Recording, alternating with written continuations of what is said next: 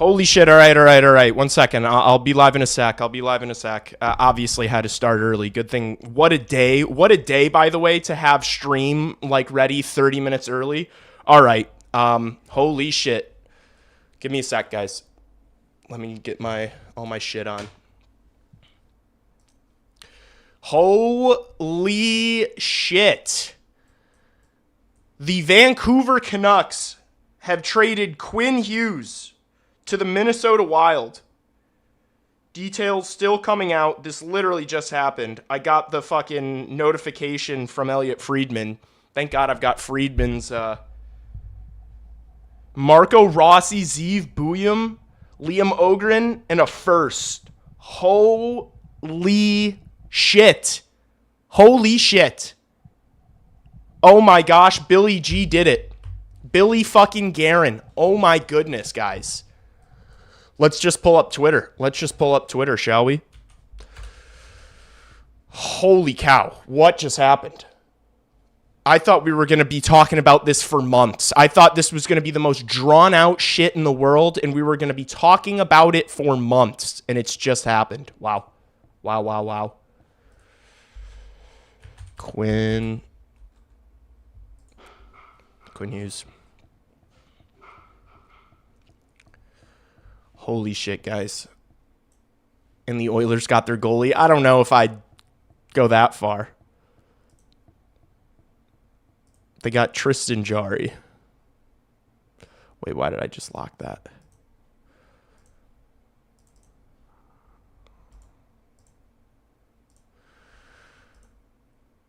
All right. Let me slide over here. I wasn't ready for all this, chat.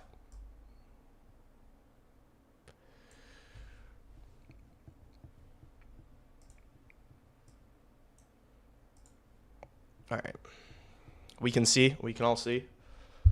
Holy shit. Great trade for both sides. Yeah, I mean, I guess from Vancouver's standpoint, like I kept seeing stuff on Twitter of people being like, man, Vancouver's not going to, you think Vancouver's going to get like a top prospect? They did. They got fucking Zeev and they got Marco Rossi. They wanted a center. They get a really exciting young defenseman. Zeev Buium's a left shot too, right? So they get a left shot to replace him. Holy cow.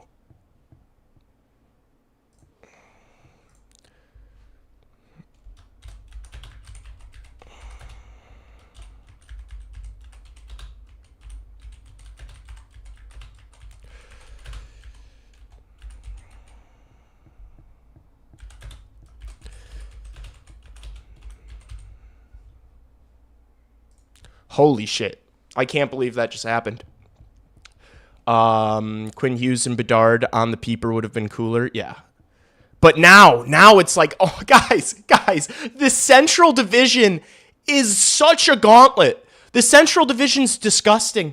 It's like now the Minnesota Wild are a contender, are a bona fide contender. You guys know I glaze the Minnesota Wild on these streams, on this channel. I think they've got a really good top six with Quinn Hughes there. But now it's like Minnesota makes this deal, right? They make this deal, which is great. But you're still going to have to play Dallas in the first round and then Colorado in the second. Or you're going to have to play Colorado in the first round and Dallas in the second. If you're Minnesota, you still have to play both those teams in the first two rounds.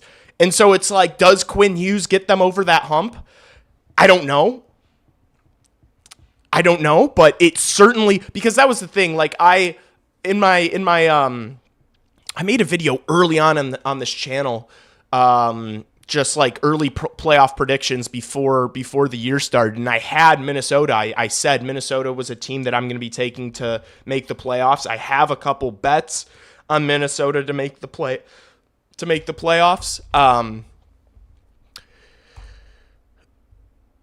But now it's like, obviously they're a lock for the playoffs now, but they still got to get through Dallas and Colorado. And I don't know, do you guys think Quinn Hughes is able to Quinn Hughes on Minnesota, does that make them better than Colorado? It might. It genuinely might.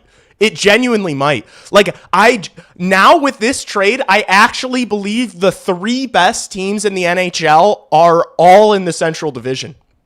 I think they're all in the Central Division. I think Minnesota is better than Edmonton.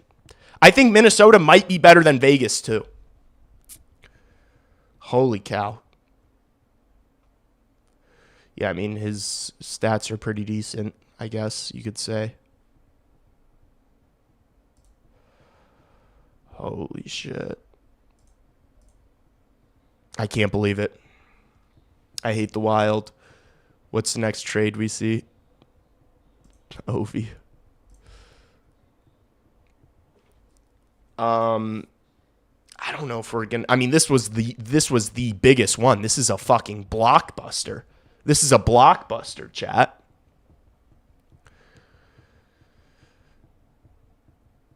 Oh my gosh. What are people saying? What are the streets saying? At least we don't have to pay anything since he's signing in Toronto next. Insanely dumb move by Minnesota without an extension in place. How is this a dumb move for Minnesota? They immediately turn into a Stanley Cup contender. How is this a dumb move for Minnesota? I guess if you're worried that he's not going to extend, but this could be their window. This could be Minnesota's window. This totally could be Minnesota's window.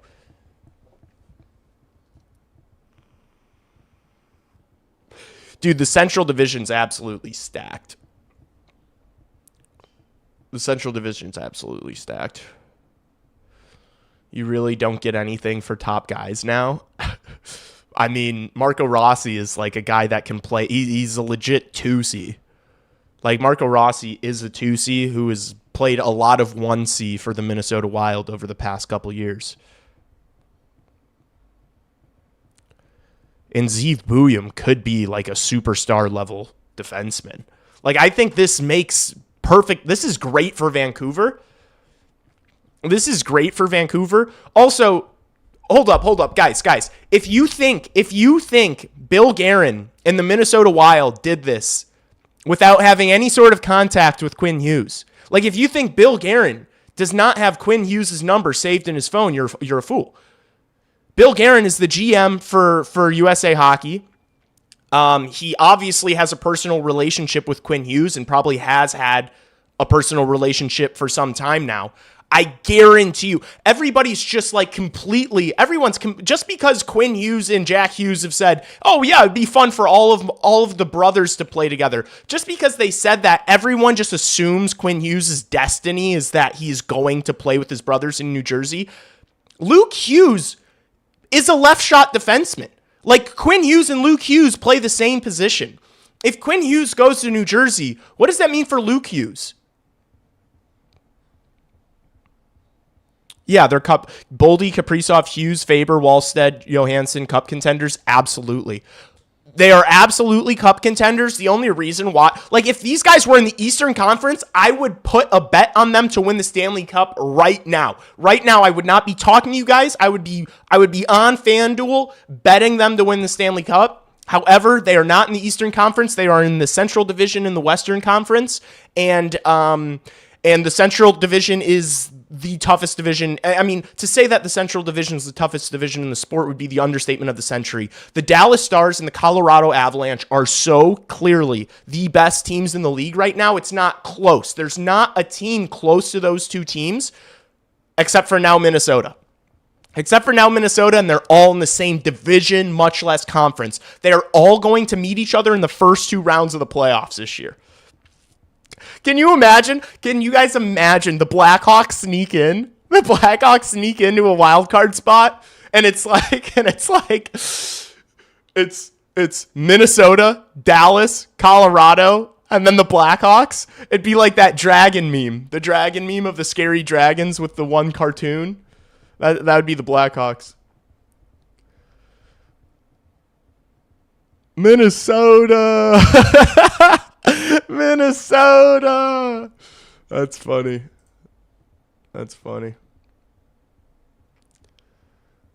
Holy shit. I gotta call my dad.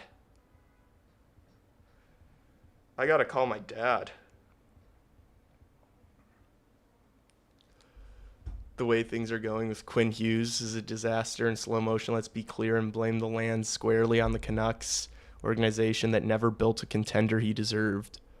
I mean, Quinn Hughes is kind of a pouty baby. Low key. Let's refresh. I just want to keep seeing Twitter. My dad's about to leave me unanswered. Oh my gosh, Carl, you've reached the Grossman group. Shai would likely be placed with the Pacific teams in that case. No. The Blackhawks would definitely be with the Central teams. Are you serious? Unless you're assuming that the Blackhawks are going to finish in the first wildcard spot. I think if the Blackhawks make the playoffs, they're going to be the second wildcard team. And if you're the second wildcard team, you're playing the Avs or the Stars. Because nobody's catching up to the Avs or the Stars. So if you're the second wild card, you're playing the top seed. And that's obviously going to be Colorado or the Stars. So, no, if the Blackhawks make the playoffs, they'll be in the Central. Quinn Hughes in the Central division. Yeah, dude. The Central is an absolute gauntlet right now. I've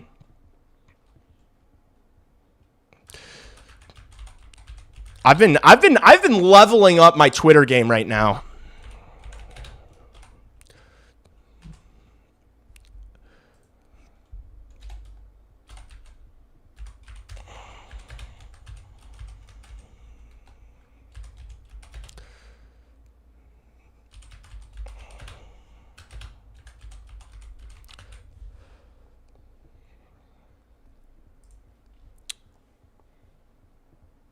We're screwed. I mean, dude, it like from the Blackhawks perspective, it doesn't change a ton.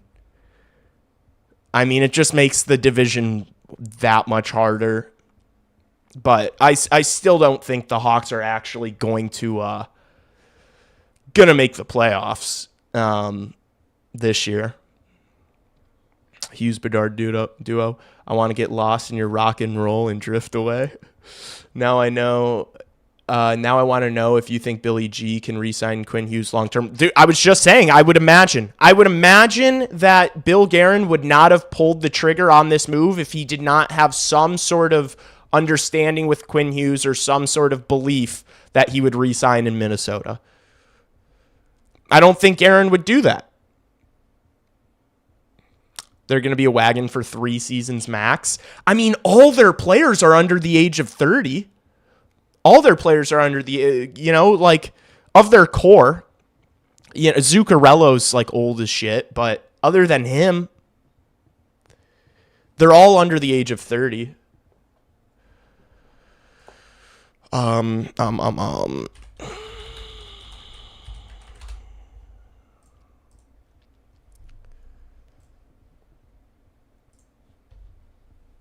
Oh, shit, I gotta move this now.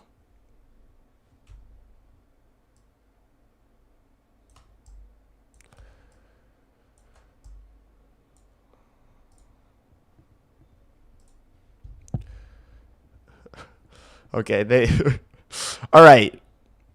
I will say, as far as center depth goes now, with Rossi out of the picture, as far as center depth goes, this is pretty bunions. As far as center depth goes. Yurov, Eriksson Ek, Hartman, Sturm.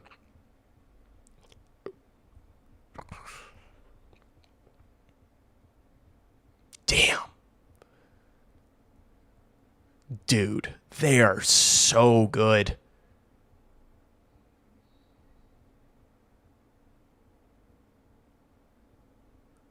Dude, this first power play unit with Quinn Hughes. Sorry, Fabes, get ready to learn second unit.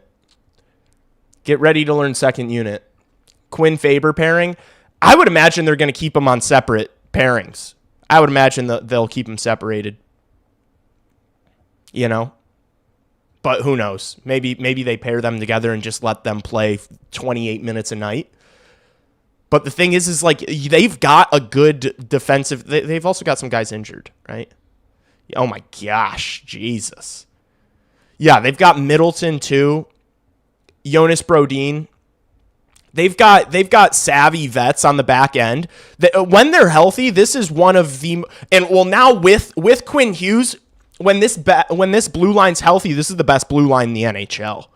When they're healthy, with Middleton in there, with Quinn Hughes in there, you know, where are you going to even fit all these guys? Wait, is Middleton a left shot? Okay, come on. Come on, bro.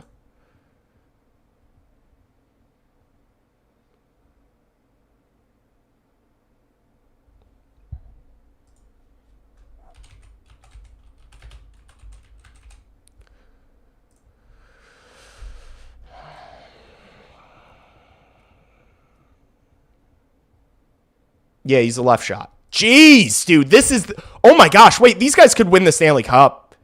This is the best defensive core. This is the best blue line in the NHL.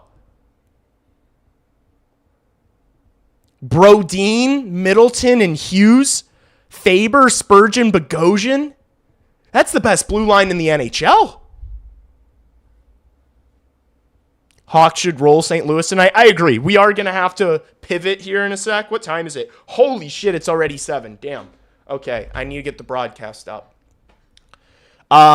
Yes, I do believe the Blackhawks should win this game. I don't know, I have a weird feeling in my stomach about it. They should win this game. I did tweet, I don't know if you guys saw my my bets. This is what I got tonight. I'm already locked in. Nazar anytime. I think Nazar breaks through finally against the Blues. He had a really good game last outing against them at the start of the year. I think he cooks like slower blue lines. And that's kind of what St. Louis has got going on. Oh my gosh, I can't believe the Minnesota Wild just got Quinn Hughes. I'm surprised they made that deal with a team in the West. I really am. I was pretty certain that he was going to end up over in the Eastern Conference, but here we are. I think Quinn Hughes is going to have his way. No, Will, I'm not going to the game tomorrow. I am. I don't know if I should say. I'm busy tomorrow. I don't know why I'm being weird. I'm going on a bar crawl tomorrow with my siblings and some of our friends. And we had tickets to this for a while. And so I'm doing that. And I just kind of, I could, roll in at 7 o'clock and rip a stream tomorrow. But I don't want to be belligerent on here. I do like the idea of, really being myself and not having any bosses and being able to do what I want. However, I do not want to be a drunken fool on here. So I'm going to skip. I also think that they're going to lose tomorrow. And so I probably wouldn't have done a post game if they got pumped anyway. So tomorrow's a good one to miss. Probably not, honestly. Patty Kane's back in town, Detroit. Saturday night, whatever. I don't care. I've already made my decision. Oh my gosh, man. Quinn Hughes. Fucking crazy. Crazy. Who do you guys think is the best team in the Central? Whoa, wait. I'm going to put a poll out. I actually am really curious.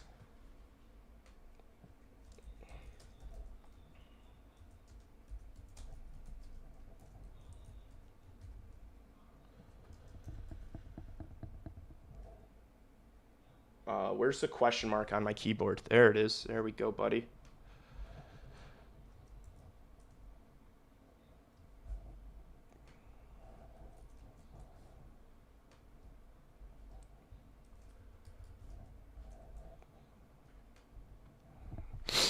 Colorado still.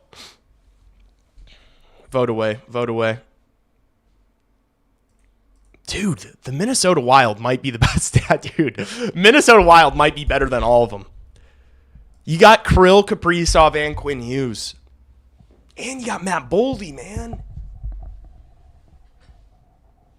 Colorado without a doubt, but playoffs Dallas? Well, that's kind of not really the question, you know? It's like playoffs. Well, that's all we're talking about.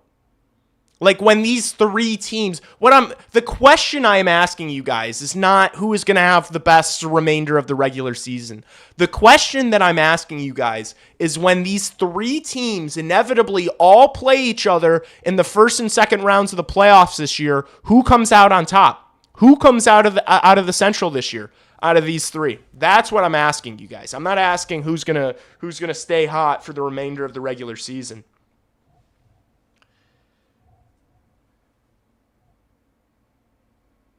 My dad, what a fool.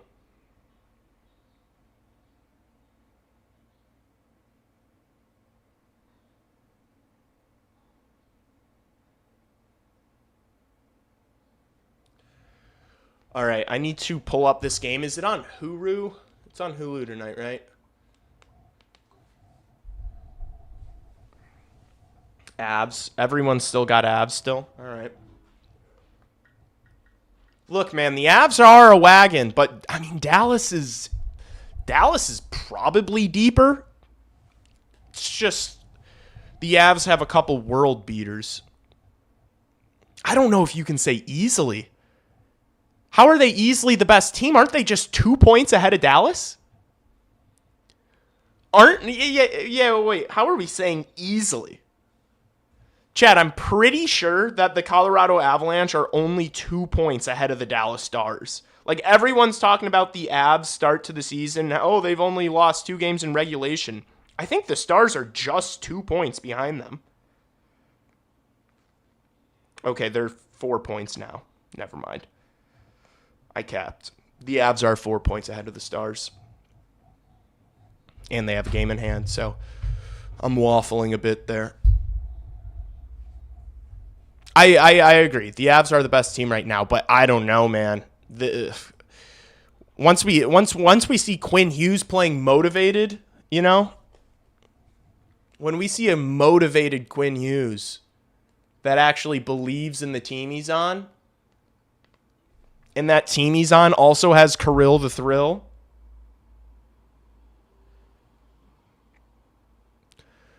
I don't know, man. That first power play unit now is so gross. So gross. All right. Should we go back on Twitter for the rest of this?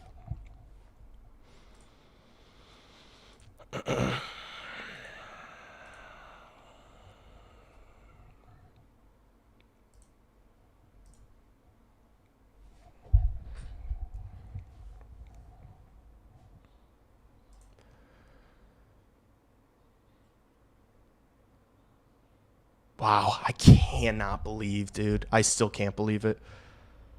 Dude, I love when this happens, though. It sucks that he is in the Central. It sucks that we're going to have to be playing Quinn Hughes every single year now, assuming he re-signs.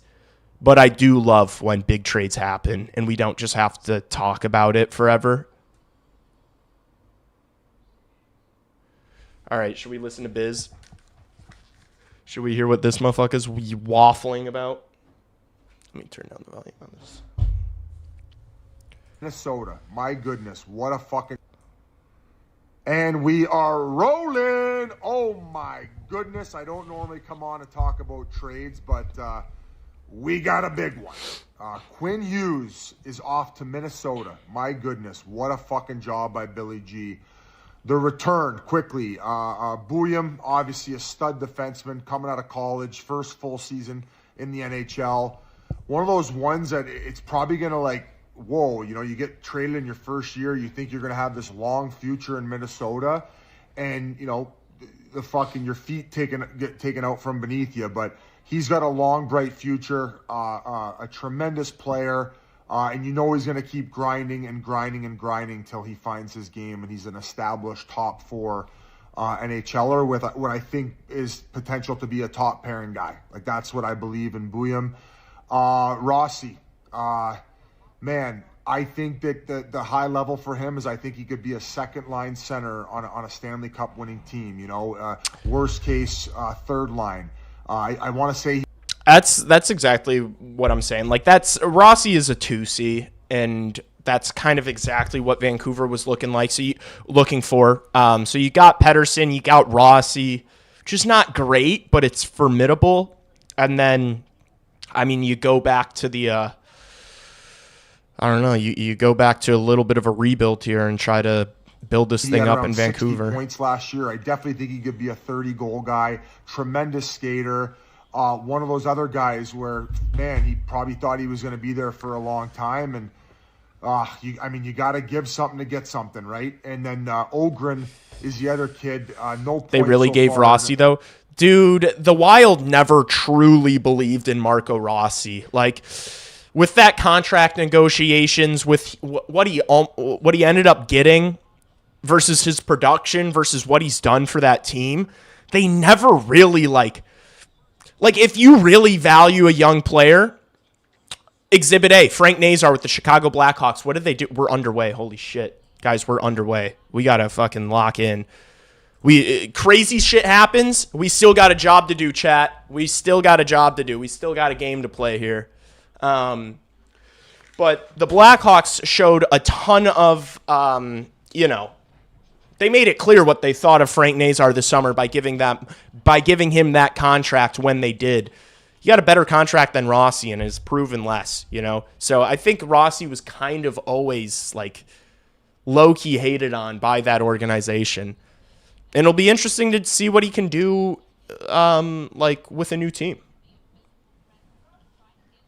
All right. Lock in. Let's win this game. I was talking shit to people on Twitter all day. Man, I'm ready. I'm in go mode. I was sick yesterday. So if I'm sniffling a lot, you guys are I'm sorry. I'm sorry for the sniffles. I was sick yesterday. I skipped work yesterday. Feeling better today. Thanks for asking, guys. But the show must go on. What am I going to do? Not stream? They traded Rossi. Yeah, they traded Buyum and Rossi. Yeah, it was a good return for Vancouver, considering that they didn't have much leverage whatsoever. Everyone knew Quinn Hughes was wanting to leave, and they still got a really nice package for him. A couple of really exciting young players. So, all right, here's Vlasic to Artie. Moves it up the boards. Teravainen's just going to backhand it across the ice to Ilya Mikheyev. Drops it for Vlasic. Good pass from Vlasic. Teravainen. Oh, an amazing look early for Teravainen. He puts it wide. That would have been a nice start, chat. Bedard counter. Rossi, a tough guy to play against. I don't know if I like it for the Hawks. You like Quinn Hughes? Quinn Hughes makes that team a contender. They still got to go through that gauntlet of Colorado and Dallas, but I think that this move undeniably makes Minnesota a better team. I really do. Unless Zeev Buyum turns into a Quinn Hughes level defenseman, I don't know if anybody's going to turn into a Quinn Hughes level defenseman. Zuyum.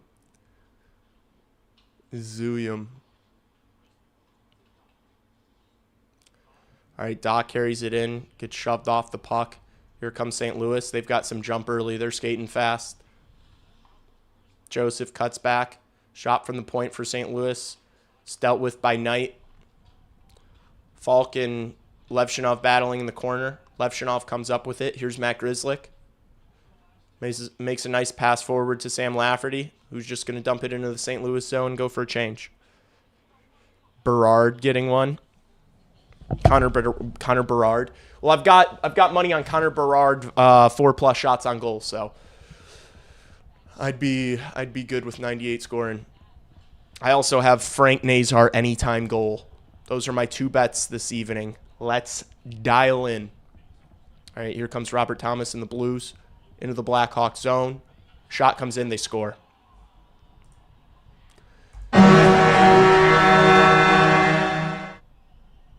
Damn. First of the year for Logan Mailloux. All right, not a great start. Pierre LeBrun said, hearing the New Jersey Devils made what they feel was a strong offer, a strong first offer to Vancouver on Quinn Hughes, but it didn't generate enough traction, obviously.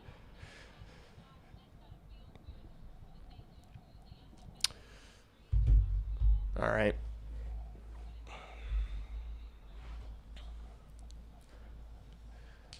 Are you an esoteric, humble Chad?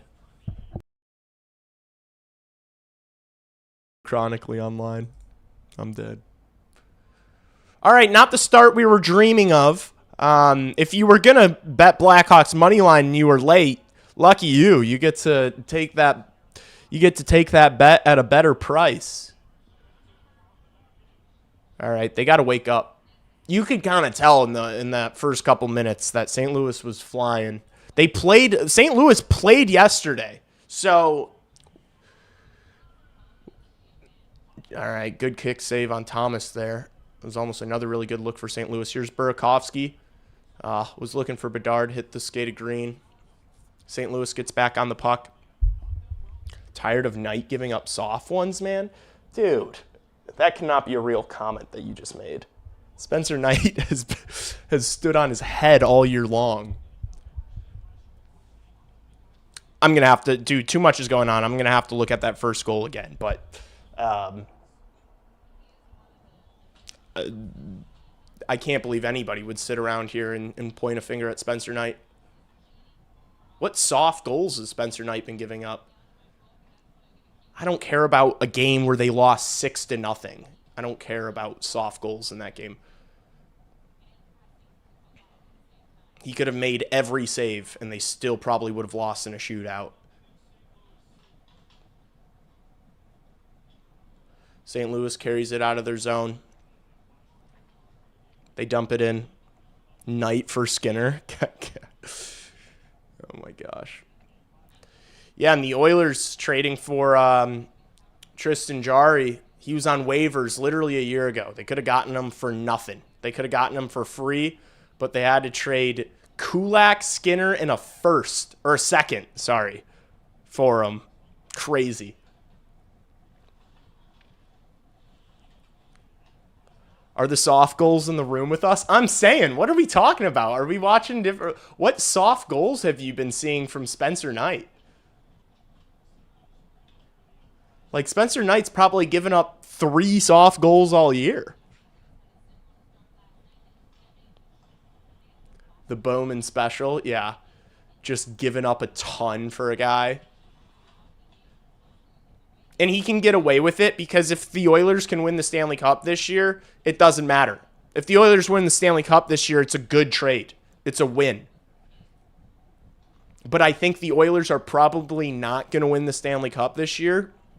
And you just traded way too much for a minor improvement in net. A very minor improvement. No cap retention. Yep. Nothing. No cap retention on Jarry. St. Louis dumps it in. Spencer Knight plays it behind his net. Makes a nice pass to Connor Murphy. Hawks break the puck out easily. Here's Oliver Moore. Makes a nifty little move along the blue line. Chips it in. Tries to get that past Bertuzzi. He gets it back. Oh, Nazar. Here he is. Spins one. Oh, towards the net. Is that Hofer in net for St. Louis? Here's Frankie. Backhand pass to Bertuzzi. What a pass. Good save from Hofer on Bertuzzi on that one-timer. Wow. That was a great pass from Frank Nazar. Sorry you're sick. It's okay. Remember Panarin for Saad and Anton Forsberg? Yeah, that wasn't great. Nice one-timer.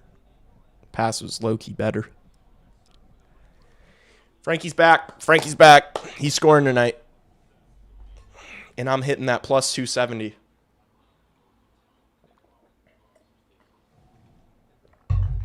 Calling it.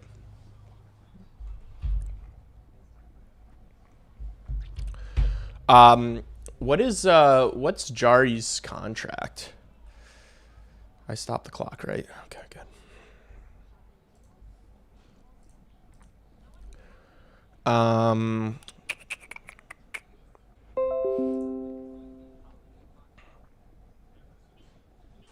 You're gonna chase about 50% of games. How do you feel about this year's Olympic jerseys? Like the all blue ones? I don't know. They're cool.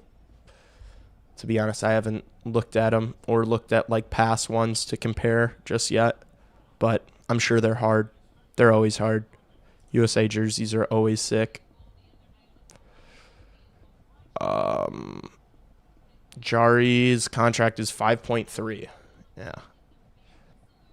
Not the cheapest for what you're getting, but he's got 2 more years after this season. So for the rest of Connor McDavid's tenure, Tristan Jarry is going to be the starting goaltender.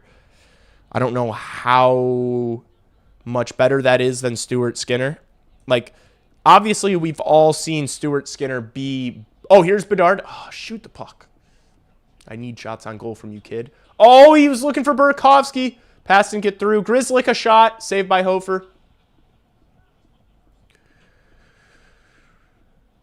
Muted. Not muted.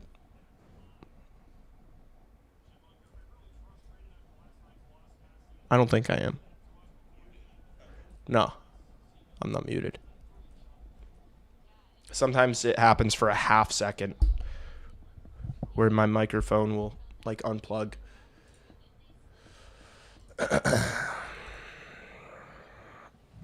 We're back. We're back. We're back. It happens. It happens.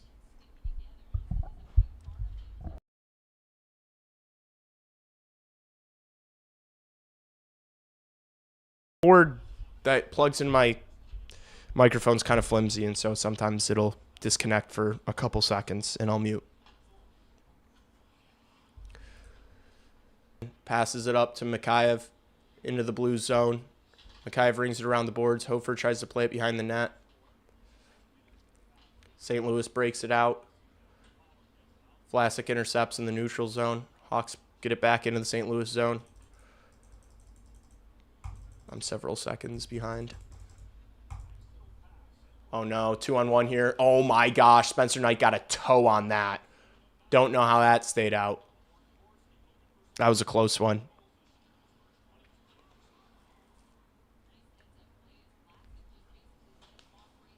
Good interception from Wyatt Kaiser. Donato now. Toe drag release. Gets blocked. Goes into the corner.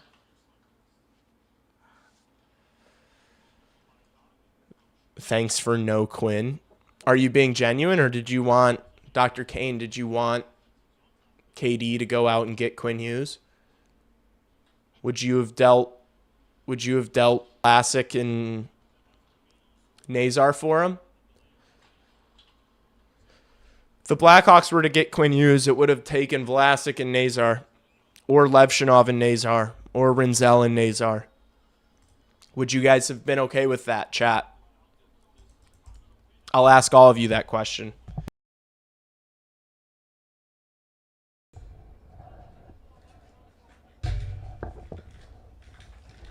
Would you guys have traded Frank Nazar and one of our top young defensemen for Quinn Hughes? I want KD to do what he says, which is make big moves. Well, that doesn't really answer the question. That's a very easy way to avoid the question I asked you and just still be critical. So you're being critical while avoiding the obvious, which is that it would have taken Frank Nazar and Vlasic or Rinzel or Levshinov.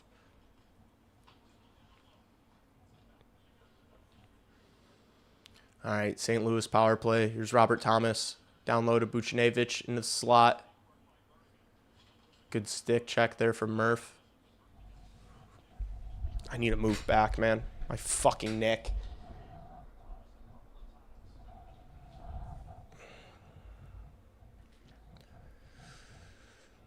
Good start from the penalty kill.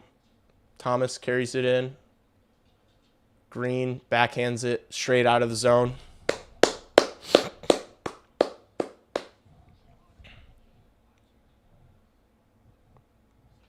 love Nazar, but it's Hughes.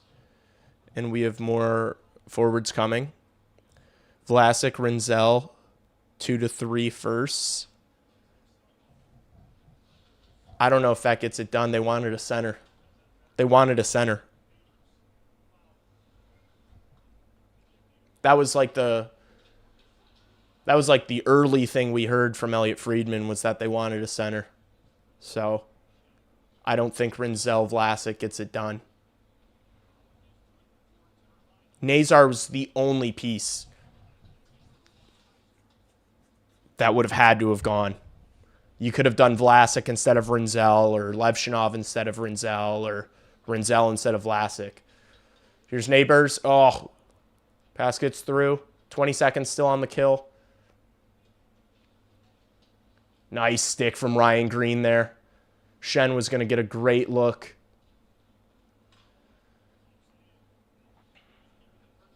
Here's Neighbors in the right corner. Pass goes off Holloway's skate.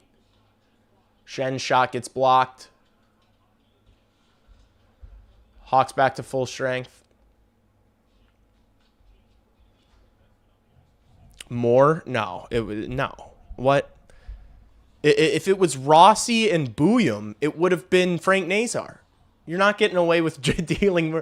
See, so you're still avoiding it. Dr. Kane, it's Frank Nazar. It would have had to have been Frank Nazar. Here's Burakovsky. Oh, Bedard backdoor. Man, they are dynamic. They are fun to watch. Oh, dear. St. Louis scores again. Blackhawks were too high up the ice.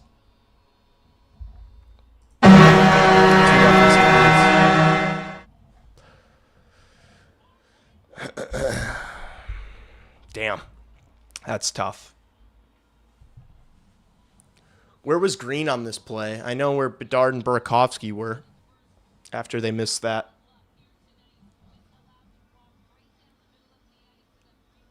Yeah. Can't blame Spencer Knight on that one. That was as clean of a look as it gets. Oh, and it was Bertuzzi out there.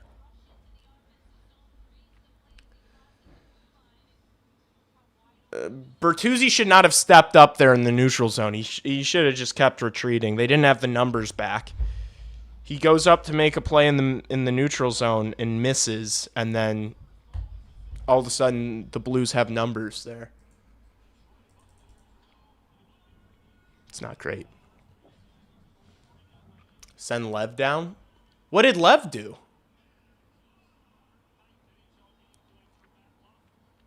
It was a shot from the slot. It wasn't Green wasn't even on the ice, Dr. Kane. Green wasn't even on the ice because he was penalty killing like a shift before. It was Bertuzzi. I blame Tyler Bertuzzi, I think, is the most to blame for that goal. I don't know why people are talking about Levshinov and Ryan Green.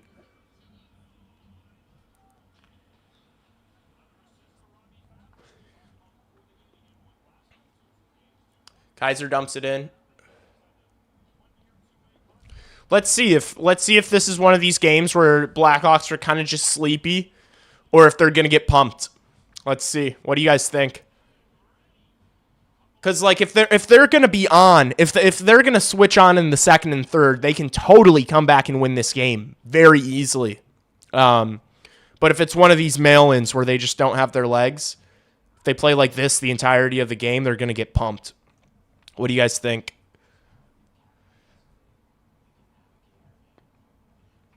Trade package had to be centered around Nazar and a young NHL D-man, Vlasic, Rinzel, Levshinov, along with a first at least, and I'm not a fan of that asking price.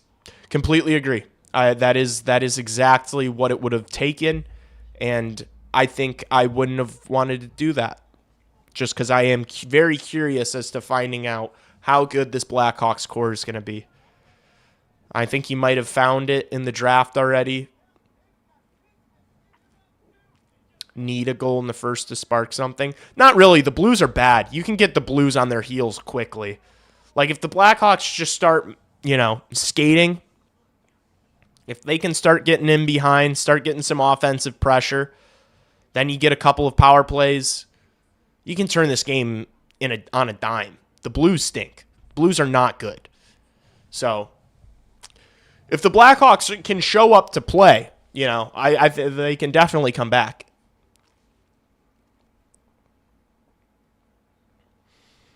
It's just the first period. We bounce back. Hawks got to pick up Mr. Knight until he gets his focus. I don't know. Like, that second goal, I need to see the first one again. That second goal was a grade A scoring chance down the middle, like right in the slot. It's like where you take shooting practice is from that range. And it was a perfect shot right over the pad, right under the glove. That is a very high degree of difficulty save to make. I don't know if those are the words I'm trying to use, but you guys know what I'm saying. That's like that second goal is in no way on Spencer Knight. Most goalies in the league are not saving that. It's hard to get your glove down. No, it's not 2 shots, 2 goals. St. Louis has 5 shots on. Oh, Tavo, it's still free. Hofer covers. Damn. What the hell happened there? That was a mess.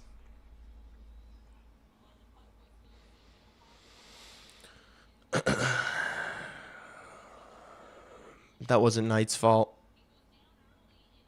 What are your thoughts on Corey Crawford's career in his prime? He's a really good goaltender. Super underrated. Very underrated goaltender in an era of the best goalies.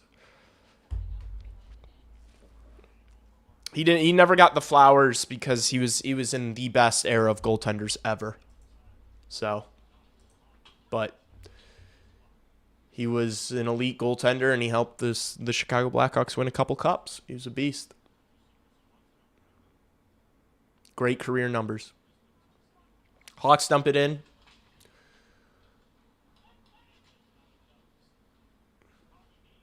Here's Grzelcyk. Oh, looking for a tip on that shot. Didn't get it, but it was a dangerous chance. Blues carried out. They put it in a Chicago zone. Here's Grzelcyk over to Levshinov. Levshinov with a hot pass for Colton Dock. That one tips off his stick and goes out of play. Yeah, it was a good shot from Grizz.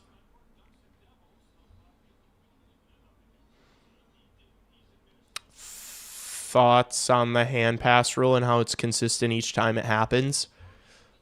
I ranted about it extensively on stream 2 nights ago, and I talked about it on the postgame. I talked about it on the postgame 2 nights ago.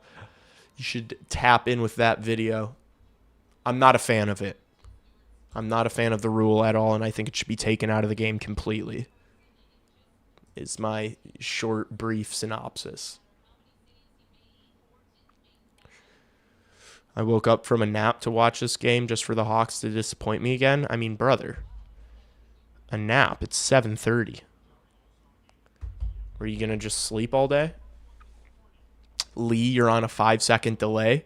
I'm more than a 5-second delay, brother. It's probably like 15 seconds. YouTube's always on a delay.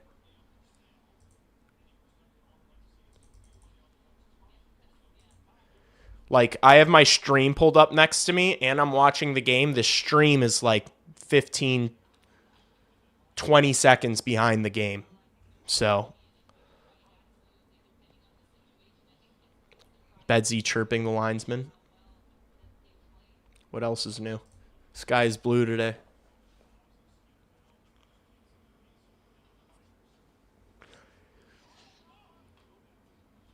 I'm from Europe. Oh. Never mind. My fault. My fault. That's on me. That's on me. Sorry to wake you from your nap, good sir. Look, man, it's a 2-0 hockey game. This is and it's the St. Louis Blues. By no means is this thing over. And also, I think I am gonna. Why would I not? Why would I not throw a few bucks on Blackhawks money line live right now? I should start the clock while I'm doing this. Plus 400? Sure, why not? I'll take it.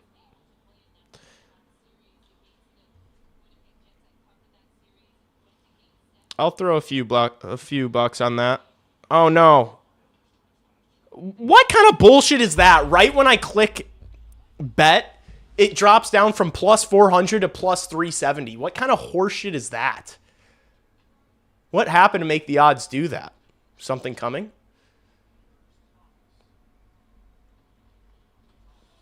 I kind of just got screwed there. I'm in Budapest. Damn. Shout out Hungary. I am too.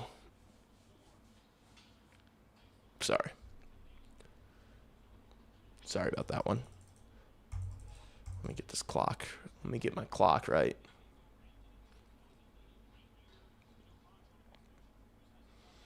All right, Bedard retreats into his own end, gets the puck, gets it back, goes through the neutral zone with speed, makes a nice pass to Burakovsky, who finds Kaiser in a nice area, and he scores. Wyatt Kaiser with an absolute fucking snipe.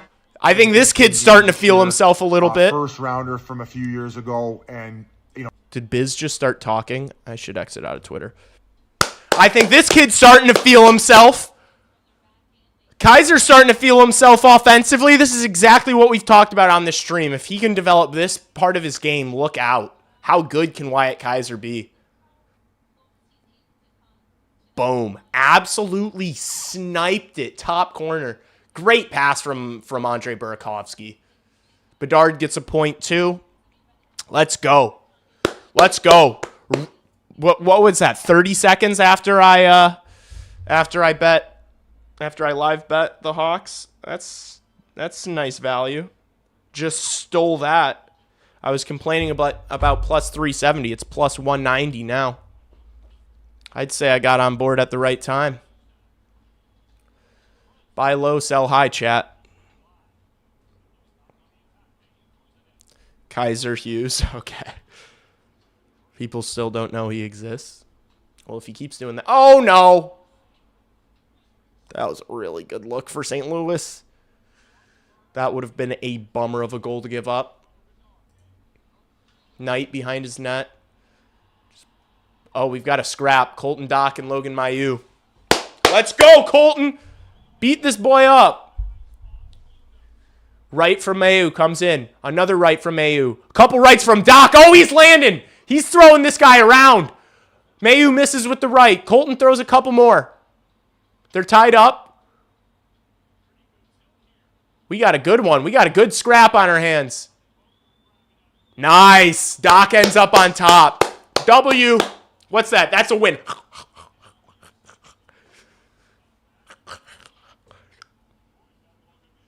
That's a fight win.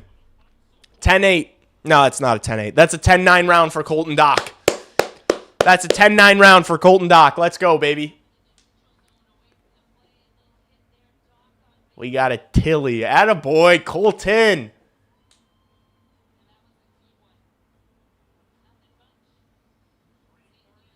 Oh, he's like, all right. He's like, you want to do this? Attaboy, Doc. Doc wins. Good scrap. Future considerations. Good scrap. True. Attaboy, Doc. Let's hear it for Docker, chat. Let's get some claps in chat. Let's go. All right, now they're gonna have their legs. That's what they needed. They get a goal, they get a fight. Now let's start skating. Let's start penetrating. Let's start getting behind these defensemen a little bit here. They should give us another goal for one fight. New hockey rules. I'd be in favor. He's on my jersey. He's very nice. I love Doc. How can you not? How can you not? That's how you get back into a hockey game. I think we should be expecting all these guys to have their legs after that. These guys better be flying after this commercial break. That's all I got to say. Let's get another one before the period ends, shall we? Not to be greedy on you guys. Not to get greedy, but let's get another one. We haven't seen a good scrap in a long time. What you want to see, continued fight back. He's the aggression you need on a team. Yeah. Would like to see him keep getting better at fights, too. Like, become a guy that just nobody wants to fight. Become a true heavyweight. Because he's got the size. He's, 6'4", 220 or something? He's got the size to be a heavyweight. Let's develop some of those, Let's work on... You grab here with your non-dominant hand, and then you throw with the other, right?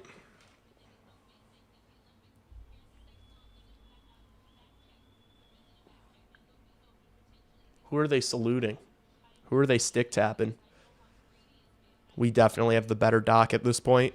Yeah, they just might. All right, D-zone draw. Hawks lose it. Falk throws one towards the net.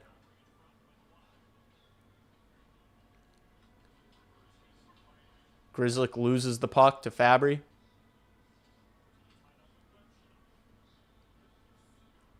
Blackhawks legend Pia Suter skating away from Grzelcyk. Teuvo gets shouldered off the puck. Hawks get it out, though.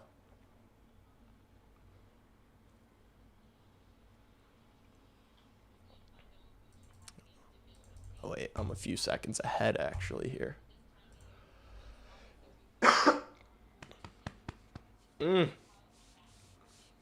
Stick tapping all the trades today. Attention fans, Quinn Hughes has been traded. Everybody stands up, starts stick tapping. Imagine. All right, Hawks get it out. Let's get back on the puck. We need some possession. Blues, after that defensive zone draw, have had the puck the whole time. Can we get it here? Green on his backhand to Crevier. Blues come up with it on the forecheck. Nice. Now Hawks win it. But Green's just got to get it out. Wasn't able to make a pass. St. Louis right back into the Hawks zone. Good stick from Bedard defensively. Blues still have it, though. Broberg with the backhand pass. Robert Thomas doesn't find anyone with that pass, and it gets out of the zone. Hawks go for a change.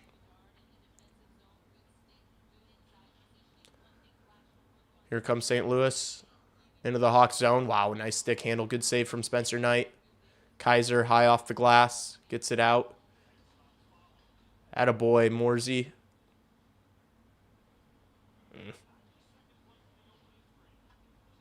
That pass gets intercepted in the neutral zone by Oliver Moore. Connor Murphy has it. Makes a nice bank pass to Kaiser, who just cuts back. Cuts back again. See you later, buddy. Oh, nice little pass from Oliver Moore. Here's Nazar into the zone to Bertuzzi. Bertuzzi's shot. Ooh. Hofer made the save. Puck's still free. Job, Frankie. Shot from the point from Artie. Oh, no. I think he hit Nazar with that shot, and Nazar's down. Oh, no. And then Artie turns it over. Good save from Knight. I went from bad to worse. Bedard hops on. Double shifted. He comes on for the injured Nazar. We're going to have to take another look at him. Make sure he's alive. All right. And Spencer Knight makes a save. Please do not be injured after I put money on you. That was an ugly sequence. Yeah, that was. Not this sequence, though. Kaiser breaking some ankles, and then Oliver Moore with the through-the-legs little touch pass there. That was sexy. That was a sensual play.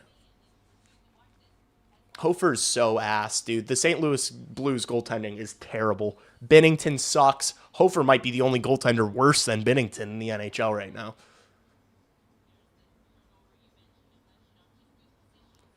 They didn't show the Nazar. They didn't show anything about Frank Nazar. They didn't show that shot that hit him. They didn't show the turnover. They didn't show him getting limping to the bench. They didn't show any of it. We're just supposed to use our imaginations and just wonder how Frank Nazar's doing right now. Thanks, ESPN. Man, I need to fucking. My lips are chappied. Here's Falk on his backhand. Puck's still free. They battle behind the Hawks net. St. Louis comes up with it. Dickinson on Thomas. Shot from the point. Knight makes the save. Dickinson scoops it out. It should do it for the first period. 7 seconds left as the Hawks get into the St. Louis zone. And that'll do it for the first period. Hawks trail 2-1. All things considered, not bad with the way that the first 5 or so minutes of that game went. Not a bad outcome. Hawks get one, just down 1. We've got a game on our hands. Good end of the period. Yeah. Well, not the last, 3 minutes. As far as end of the period, the last 3 minutes, St. Louis kind of had the puck the entire time. But yeah, I'd say 10, from the 10-minute mark down, I feel like we're pretty solid. And then the last 3 were pretty bad. So, kind of an up and down period for the Blackhawks, hoping that they can, start stringing some passes together, because it has felt like they have not had a ton of possession so far in this one. Man, what should we do? Should we go back on X? What's going on in the hockey world? Anything big happen over the past hour or so, chat, in the hockey world that I should know about? Or no? Anything crazy?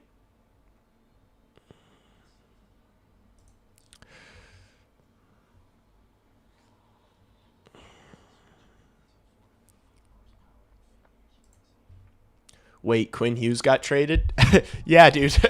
I started stream 30 minutes early today because, well, I created the broadcast. I was going to still get some stuff done, get some pre-stream stuff done. But then I get a notification on my phone as I'm sitting right here that from Elliot Friedman's Twitter that Quinn Hughes got traded to the Minnesota Wild. And I was like, I guess I have to start stream right now. Horrible, stupid trade. Wait, can you guys see my cursor? Oh, no. I got to click on this. Horrible, stupid trade, especially giving up Rossi. You spend months making sure he gets signed after investing in him after his comeback from COVID, then dump his ass. I don't get it. Y'all got Hughes hitting his prime. Even as a rental, you might get a cup with him. A rental isn't going to be worth it when we have a box of donuts left at the end of the season and they have 4 of our players. You're not going to have a box of donuts at the end of the season because you still have them for another year. Yurov is already better than Rossi, and you just got to the second best defenseman in the NHL. Use your brain. There's no need to be rude. Don't tell me to use my brain, as I've probably watched hockey longer than you. No way is Yurov better than Rossi, and that's just for starters. Team made a stupid move. I hate so many people argue like this. Why do so many people on Twitter sound just like this person? It's like, are you even a real... No need to be rude. Don't tell me to... I've watched hockey longer than you. Shut up. You're an idiot. Man, either the best or worst move in franchise history. Yeah, you say what you will. Billy G's definitely got some balls on him.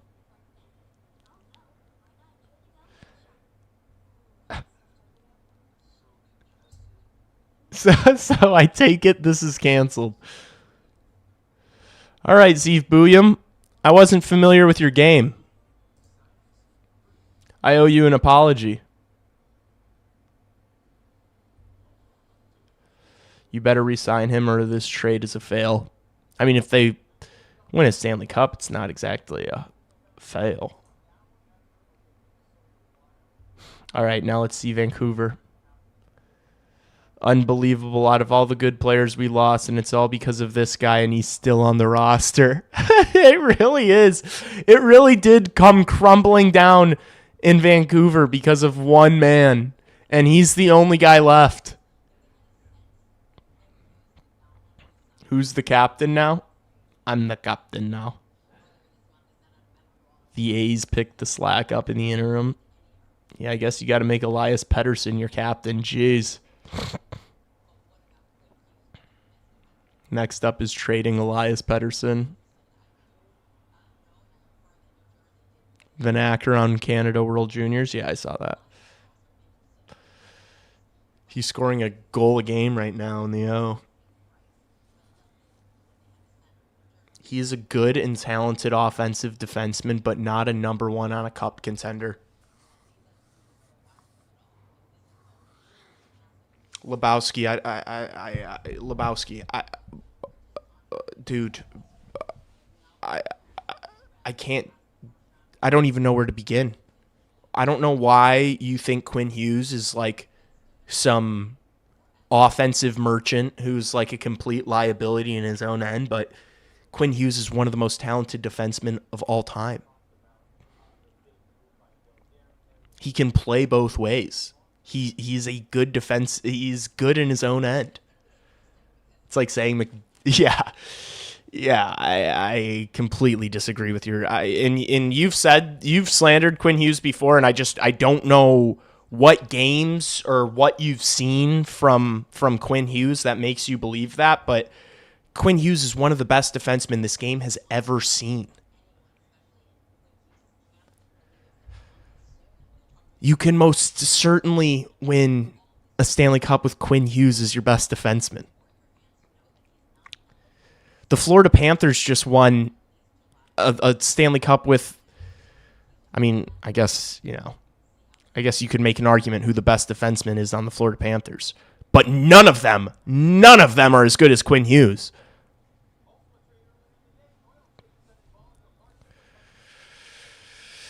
If you're over a point per game as a defenseman and you're also good in your own end, that makes you that's all you need to know. He loves the offensive side of the game of hockey. Yeah. Lebowski may not actually know ball. Best defenseman Vancouver's ever seen. Worst way to announce a rebuild in history. Admin, I know this isn't your fault, but please delete this. General Manager Patrick Alvin announced today that the Canucks have acquired forward Marco Rossi and Liam Ogren, defenseman Zeev Buyam, and first-round pick in the 2026 NHL entry draft from the Minnesota Wild in exchange for defenseman Quinn Hughes.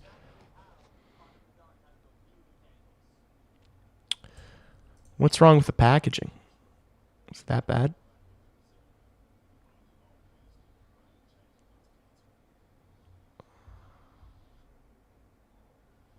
That looks cursed. That's cursed.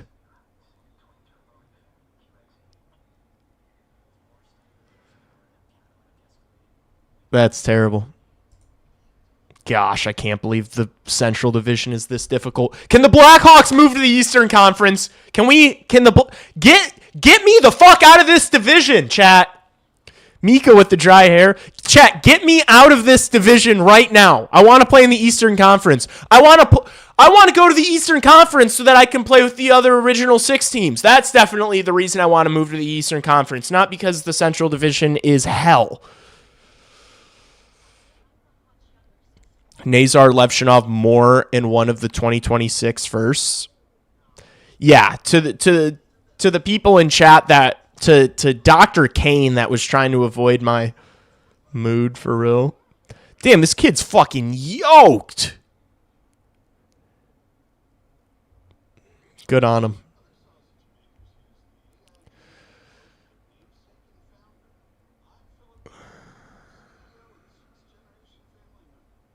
Quinn Hughes is the best player since, Mikko Rantanen, right? Come on, bro. Gretzky? All right. No, honestly, Quinn Hughes is better than Mikko Rantanen, right? Quinn Hughes is better than Quinn Hughes is the second best defenseman in the league.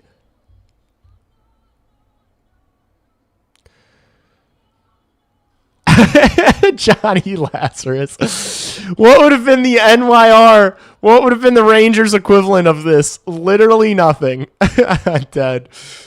I'm so dead. That's hilarious. Nobody was talking about the Minnesota Wild.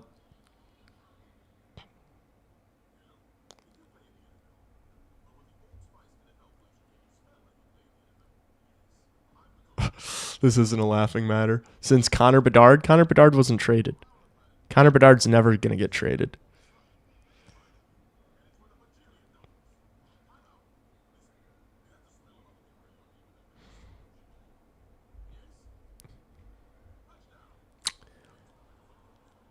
Wild have an all-around number one cornerstone Norris Trophy caliber defenseman now. There you go.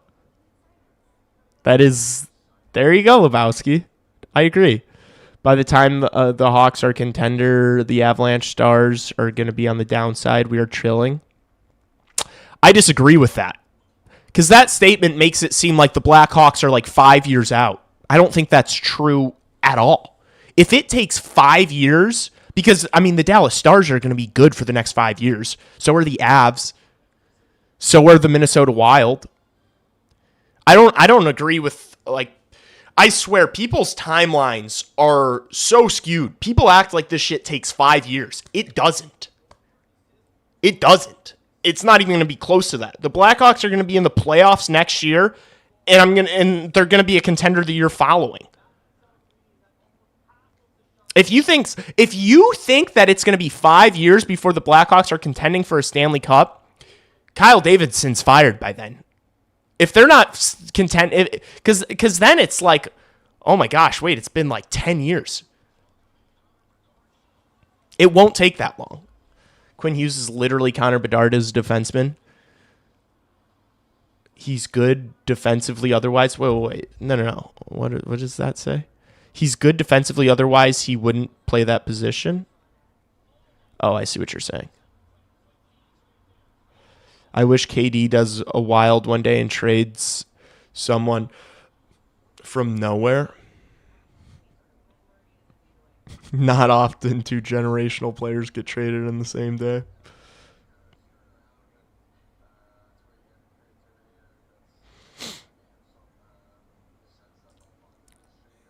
What did Bucci say about all this? What did Bucci say? Colby Cohen.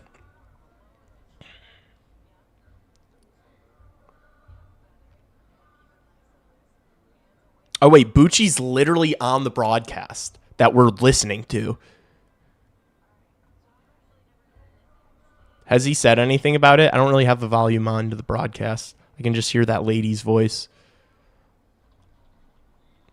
Makar is better. Okay. Bill Guerin is a step ahead on his extension. If he doesn't win with Quinn, it's an expensive gamble. I think that Bill Guerin and Quinn Hughes have a personal relationship and have had one for a long time. I would imagine Bill Guerin is planning on re-signing Quinn Hughes. And I would imagine they had some sort of contact before the trade happened.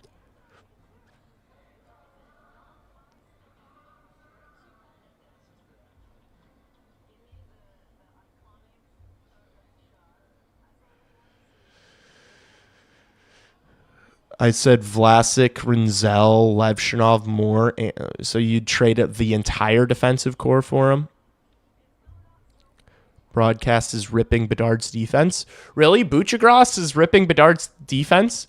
Buchagras is the biggest Bedard stan in the world.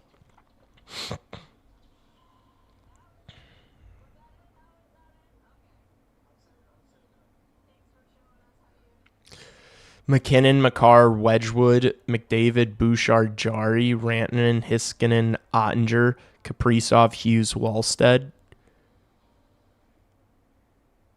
I mean, the thing is 1 and 2 is still like the best players, you know? So it's like, but obviously this is obviously the most stacked. ESPN is the Reddit of sports broadcasting. I don't even know.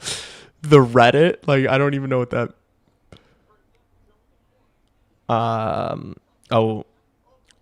What general... So is this lady shitting on Bedard? Is that what's going on? What general say? What'd the general say? Her criticism of Bedard just now was not very good. Using some hand-picked, nitpicky tape from half a period to argue that Bedard shouldn't make Team Canada is just weird. Did she just did that? Okay, I need to calm down and watch what I say here because it's going to end up upsetting people. But if she just did that, turn that shit off. Guys, if you guys are listening to this broadcast, turn that shit off. If that's what this lady's doing right now. Stop. Like, you don't... Breathe. Respectfully, she doesn't know ball. Respectfully, she does not know ball. Nothing to do with her being a woman. I do not care. I do not care about your gender. I care about if you know ball. If you know ball, you're good with me. That's all that matters. She doesn't, so she's not good with me. Quinn Hughes trade has... Oh, okay.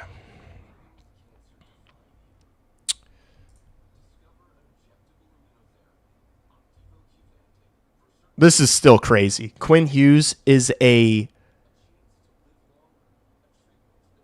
Minnesota Wild. Or he is a Minnesota Wild. That sounds wrong. Or incorrect. Sidney Crosby's last dance and they get him Stuart Skinner. That's an all-timer. That's one that I need to like pull up for a funny tweets video. Sidney Crosby's last dance and they get him Stuart Skinner is hilarious.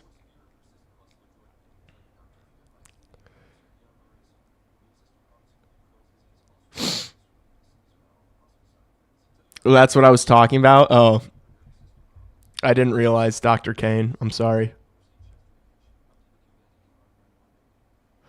Live view outside Rogers Arena. Dude, I love Twitter.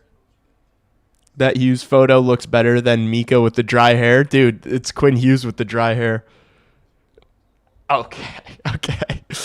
All right, we're starting to get out of hockey. We're starting to get out of not the Sharon Moore fucking. Oh jeez. Now I'm scared to refresh my For You page.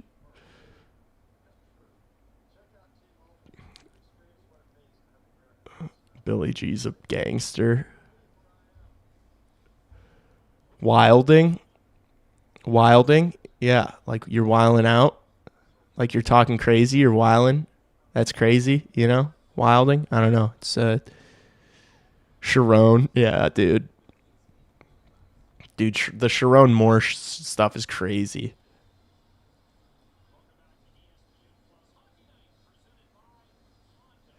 Dude, I'm sorry. I hate the reactionary just like going on Twitter and being like, the Chicago Blackhawks are so bad. The Chicago Blackhawks are playing like, it's one period, guys. Calm down. And I hate that I've gotten so preachy on this channel over the past few weeks because I know it's annoying. It's just so irritating to me when I see people overreacting to like a period of hockey or like a game of hockey. It's like we've got 82 of these, you know? Wildling. Oh, you said wildling. Oh, I see what you're saying. You were saying wildling as far as Quinn Hughes joining the Wild. And I just did not read it correctly because I can't read and thought you were asking me a question. I'm sorry. I see what you're saying. That's not a bad term. I like wildling for Minnesota Wild players. That's clever. That's fun. We are underway in the second period. Let's go. Job not finished, chat. Any update on Nazar? That's a good question. He's out there, and he's skating fast. So it looks like we are all good. What the hell was that? Who just fell off my screen? Who just slid out? Oh, it's Oliver Moore. Just slid off my screen, dude.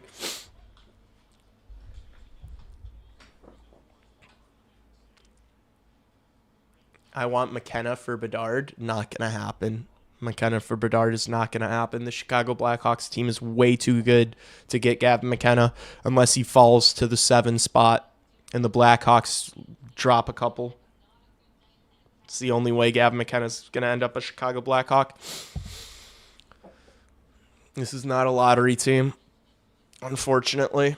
Or not, unfortunately. I'm happy about it. This is what I wanted. So, yeah. Hawks win the draw. Crevier. Oh, Green got a tip on that Crevier shot.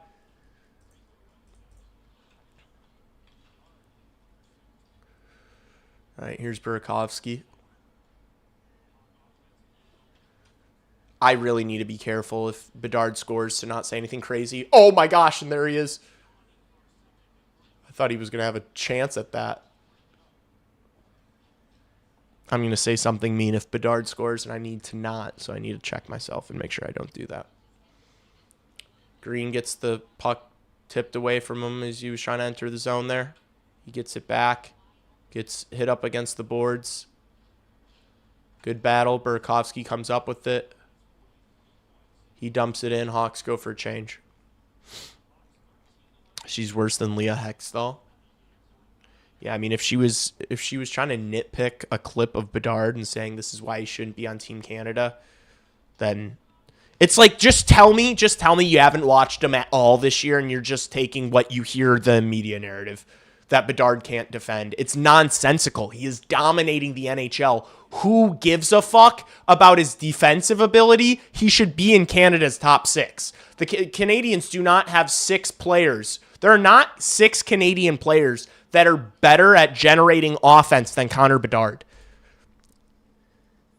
He's like top 3 or 4 in the league in points, playing with Ryan Green and Andrei Burakovsky. What happens when you put Connor McDavid on his line?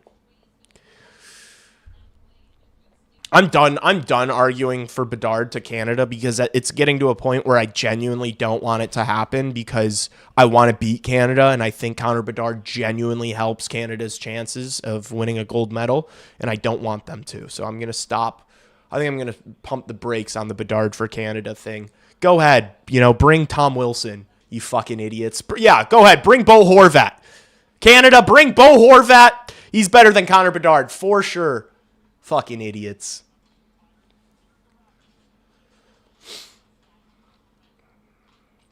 Bo Horvat, give me a fucking break. All right, Grzelcyk. His pass out of the reach of Dickinson. Doesn't go for icing, though.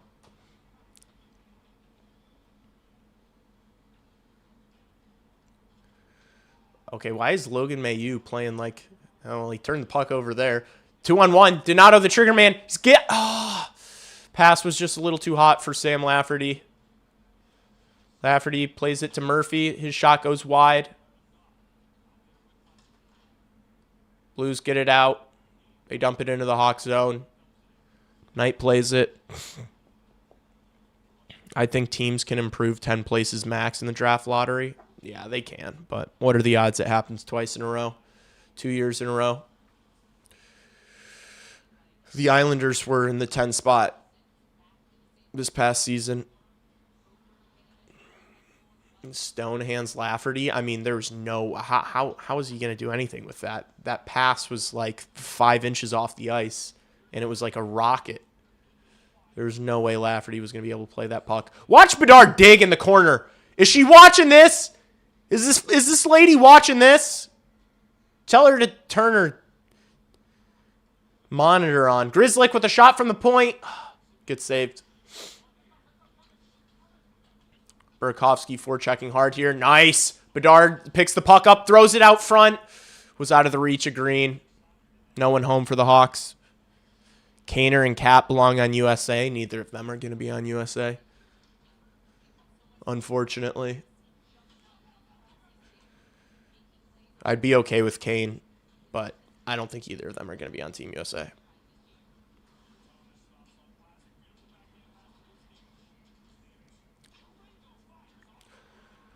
Good save from Knight.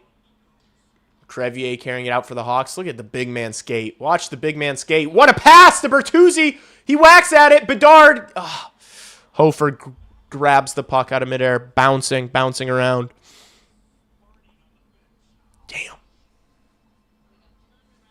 Louis Crevier, man. This guy is...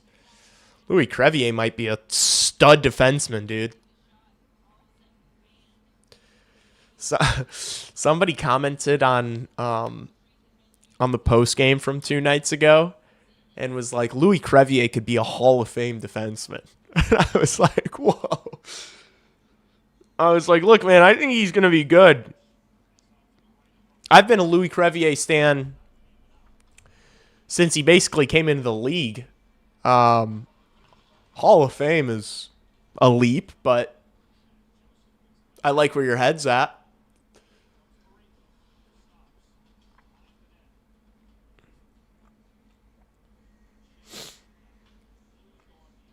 All right. St. Louis possessing the puck here. Nazar battling in the corner. Nice. Frankie comes up with it. Pass goes straight into Moore's skates. St. Louis get it back.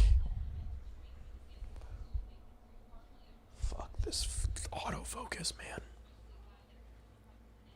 Yeah, that was a good play from Nazar. Fowler carries. Oh, what a centering pass. Sundqvist couldn't score there. Mikheyev turns off a guy. Looks for a stretch pass out of the reach of Dickinson. He'll chase it. Fowler plays it up the boards. Ooh, a turnover. Dickinson shoots it quick. Hofer was ready for it. Tried to catch him sleeping. I don't mind that. And we've got a whistle. Offsides, I think. Crevier Hall of Fame. Let's go. Anyone could be a Hall of Fame guy if he improves. Good point. Good point. Point made. J Dick shot. Okay. We're calling him J Dick. Is that what we're doing now? We're shortening it. Oh my gosh. I don't know if that's a name we can shorten, guys. I think you might just have to spell that one out. J Dickinson. Or maybe Dicky. I think we can get away with Dicky. I don't know if we can get away with J Dick. I'm going to level with you, brother. Oh, I'm dead. That's so funny.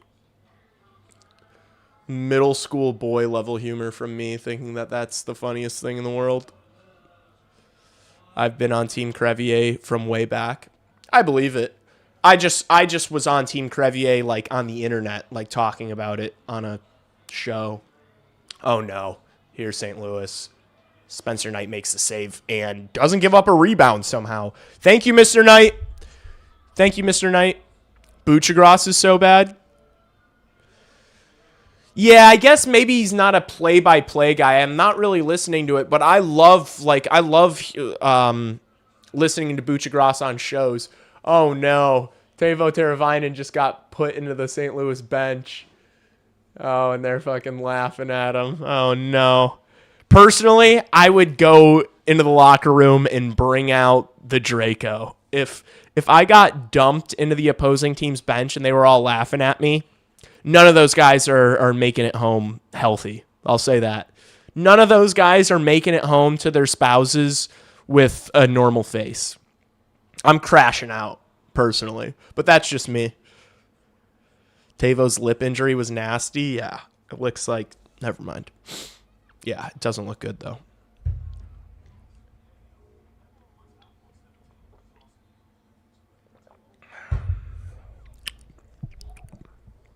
It does not look good.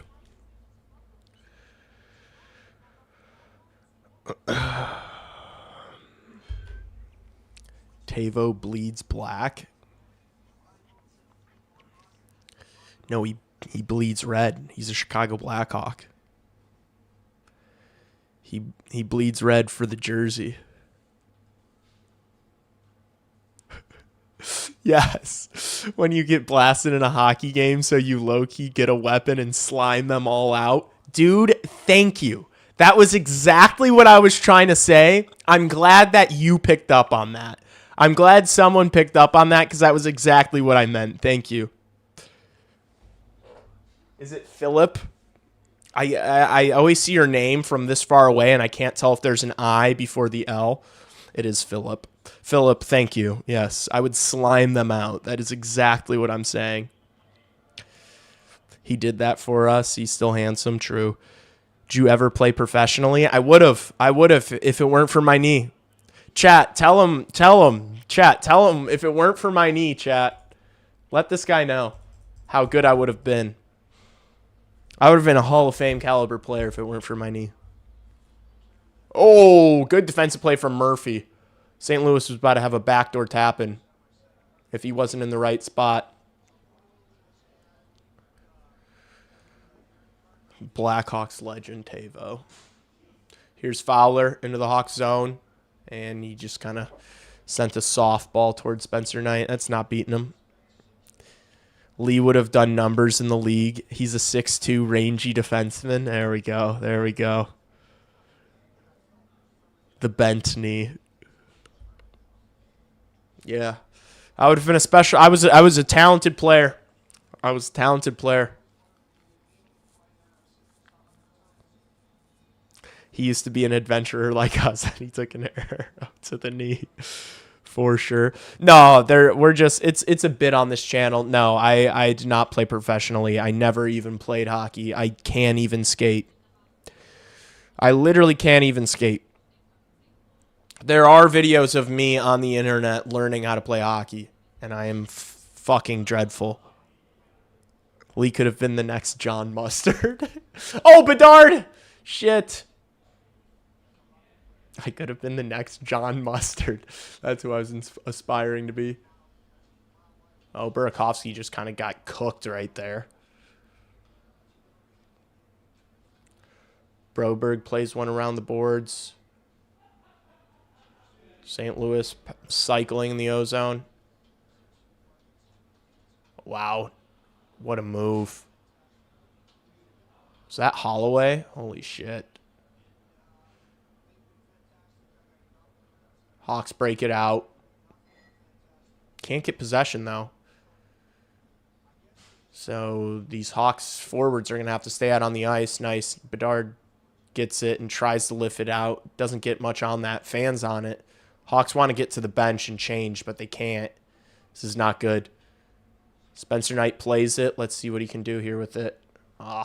Wasn't able to get it up to Green. Good play by Vlasic in the corner. Just dumps their neighbors.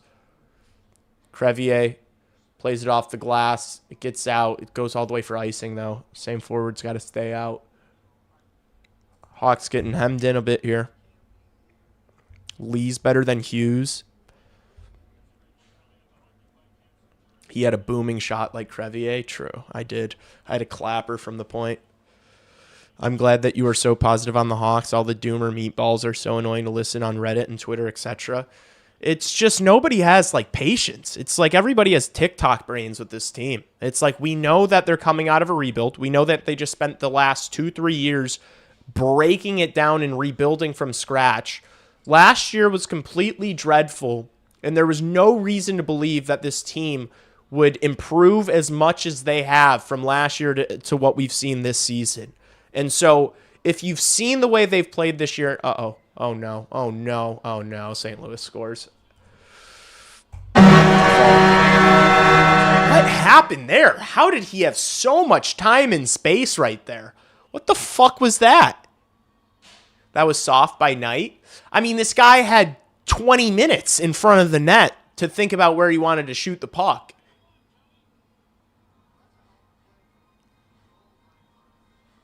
Why?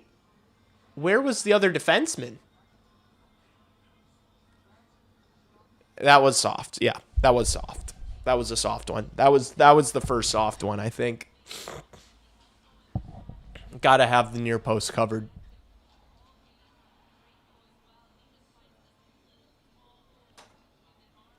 I also don't know what Crevier's doing.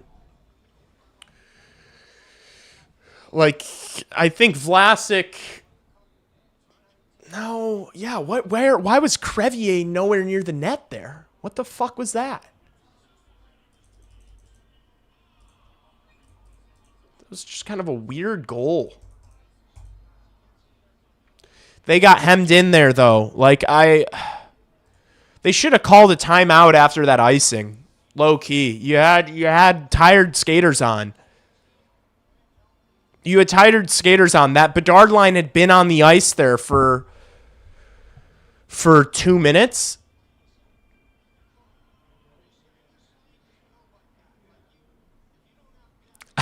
Wait, they were interviewing a cancer survivor and interrupted him to yell? Why would you interview someone like that during a penalty kill? That's hilarious. I mean, that's fucked up, but that's like a Tim Robinson skit. That's like an SNL skit. That's like Castellanos. That's literally a Castellanos goes homers. Castellanos drives one into left. So hard to be a Blues fan. Bet on them last night, lost hard. Bet against them tonight, and they play good. That is pretty brutal. Also, especially like on a back-to-back like that, you assume they're gonna play better on the first game than the second. I don't know what's normally. I would expect the Chicago Blackhawks to win this game, because I think they've been clearly a better team than St. Louis this year. But they're just not playing great in their own end, and they're not possessing the puck very well at all. Like it feels like St. Louis has dominated possession this game. Here's Teravainen with a one-timer. It was a good shot, but a pretty easy save.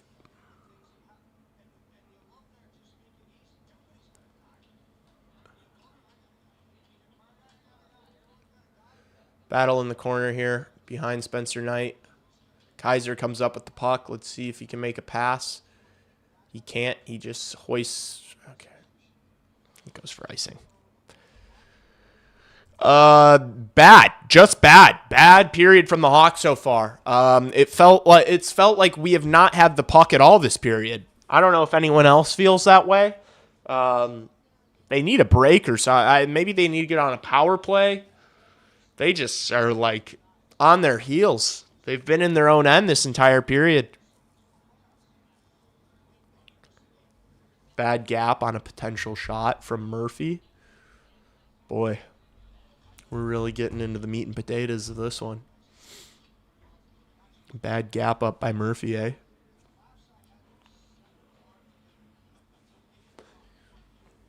All right. Kaiser up to Tavo. Tell me Tavo got a piece of that. Okay, he did. No icing. Thank God. This is a dud so far after the best game of the season.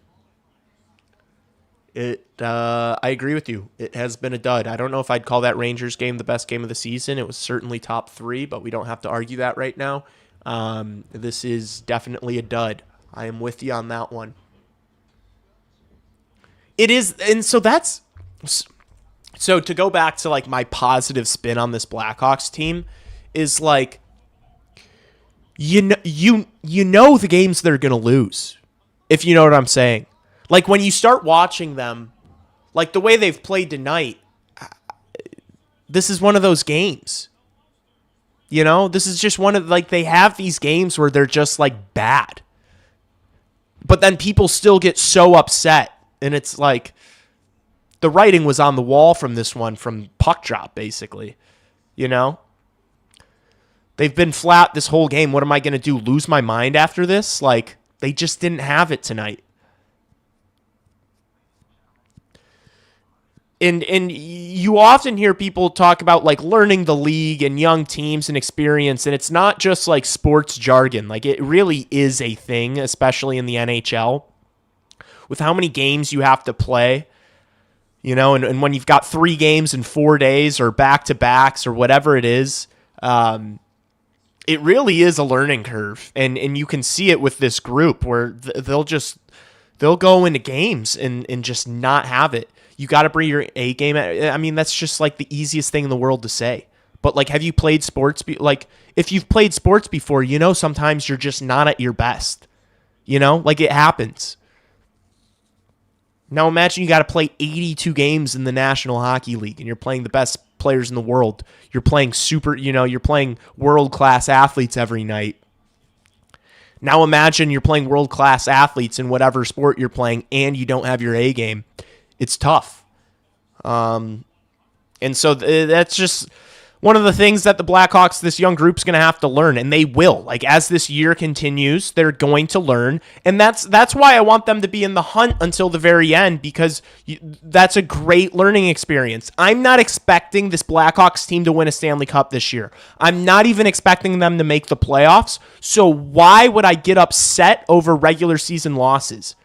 Why would I get upset over a young, like truly upset? I understand you get irritated, you're in the game, and then they blow it, or you know, you get excited for a game and they don't perform. It's frustrating. I understand that. But going far enough to like get so upset that you're tweeting about it and you're like, oh, I don't know about, it's like the expectations were a lottery team this year. We're in a playoff hunt. You know they have no chance of winning anything and probably aren't going to make the playoffs. So why are we getting like actually upset? Like, it's all about learning and development. If you know they're not going to win anything this year, then that literally means that this year is all about learning and development. So why are we getting upset when they're learning and developing? You know, there's just no need to like the Blackhawks are going to be a very good team. It's just not. It's not like it hasn't happened yet. All right, let's watch Bedsy compete here. Blues get it out. Kaiser retrieves. Now let's sustain some pressure here. Let's put the foot on the gas here a little bit, chat, shall we? Moore into the zone, makes a nice pass, gets over to Green. Oh, he couldn't handle it. Ryan Green's not been good tonight, by the way. I know I always defend him, and I'm his biggest glazer. Oh! A weird bounce from the point from Kaiser's shot. I thought that was going to bounce in. Good pinch there from Kaiser. Green can't do anything with it.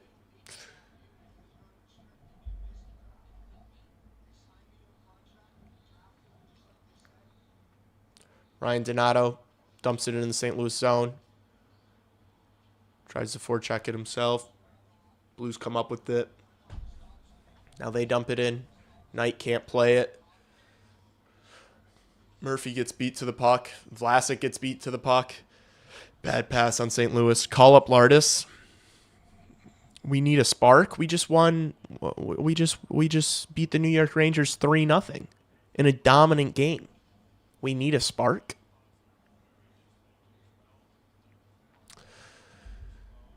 We need a spark. Bedard's best years. He's 20 years old. What are you guys talking about, Bedard's best years? He's 20. You enter your prime at the age of like 28. This is not Bedard's best years. Bedard was not good. He was good. He wasn't great. Bedard wasn't great the past 2 years. This is the first year that we're seeing really elite superstar Bedard. This is the first year of superstar Bedard. We're not wasting anything.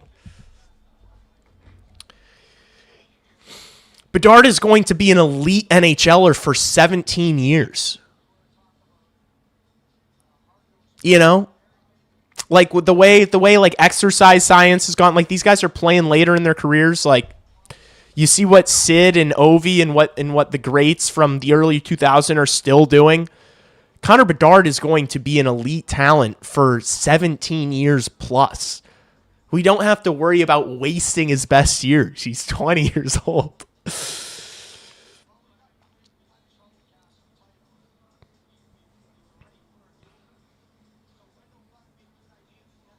I should have put money on Blues win. Don't be a hindsight Harold. Don't do that. Don't be a hindsight Harold. I should have bet St. Louis to be up 3-1 with 6 minutes left in the second. I should have bet that. You know, like come on. Don't be a hindsight Harold. Oh, really good look for the Blues there. Knight made a nice save. And just a shit pass from Tyler Bertuzzi. Doesn't have his head up. Is just slinging that thing across the ice, hoping for the best. Levshunov moves it up out of the reach of Burakovsky.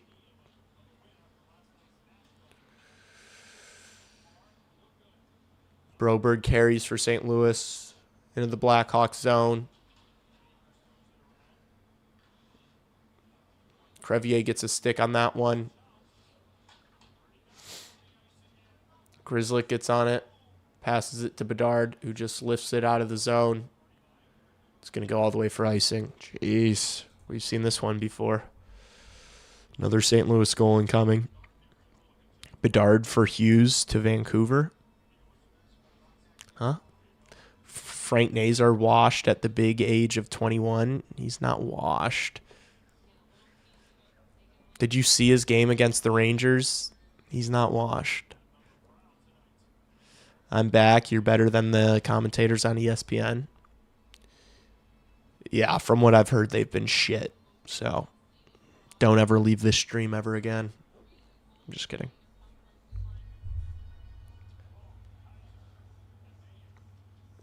St. Louis wins the draw.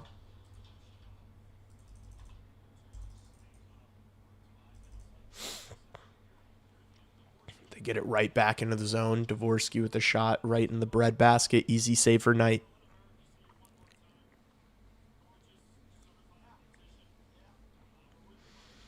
Bedard should already be in a contract for $12 million per 7 years. They're going to get the deal done. His price is skyrocketed. And that's, I was trying to rage bait you. Yeah. Yeah, you did that a lot when you first started coming into chat, Philip. Don't think I forgot. That used to be all you would do was rage bait me. Bedard going to at least be Steve Yzerman level.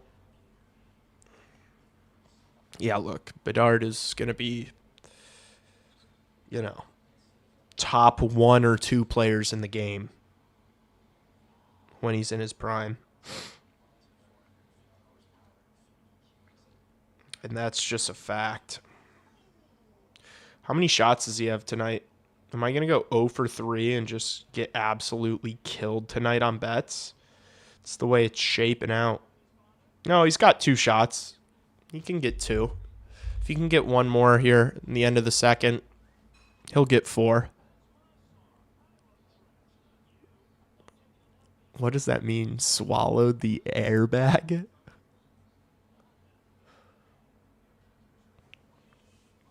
Number effing 1. I don't even know what it means, but it's provocative. I think Celebrini's more equivalent to Steve Yzerman play style.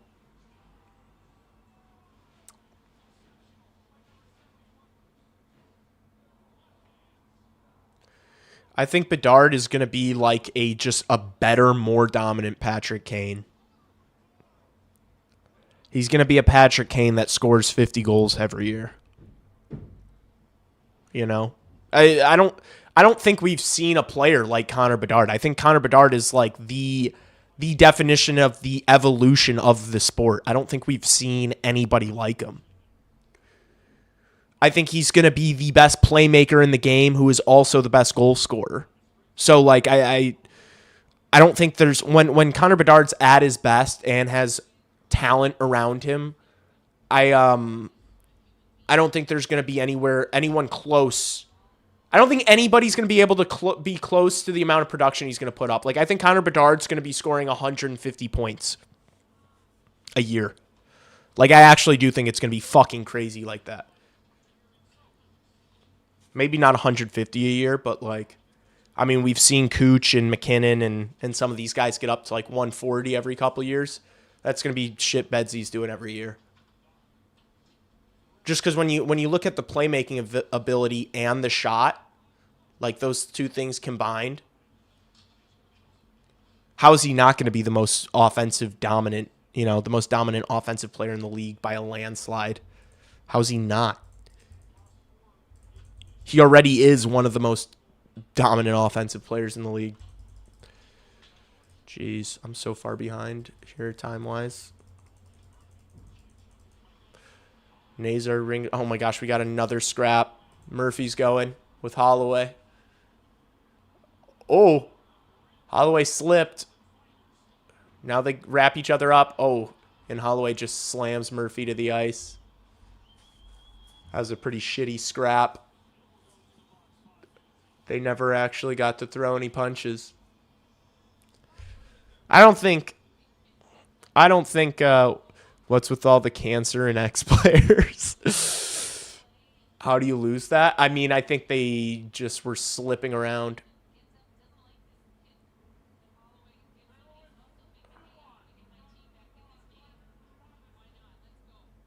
I don't think Holloway actually wanted that fight. I don't think you swing a guy around like that if you wanted to fight.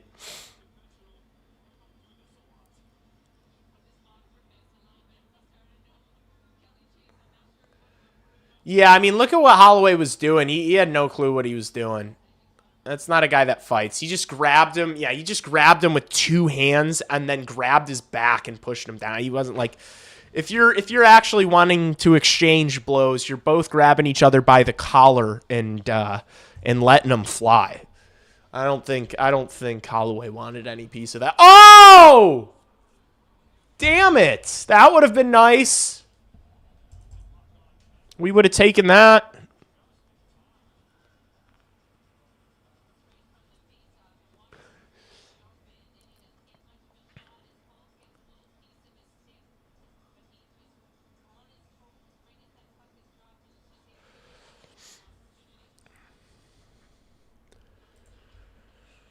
Blues win the draw. They get it out. Oh, thank God he just blew a tire. Oh, my gosh. And then Levshinov steps into him. Nice hit from Artie. He dumps it in. Hofer plays it. Blues get it out.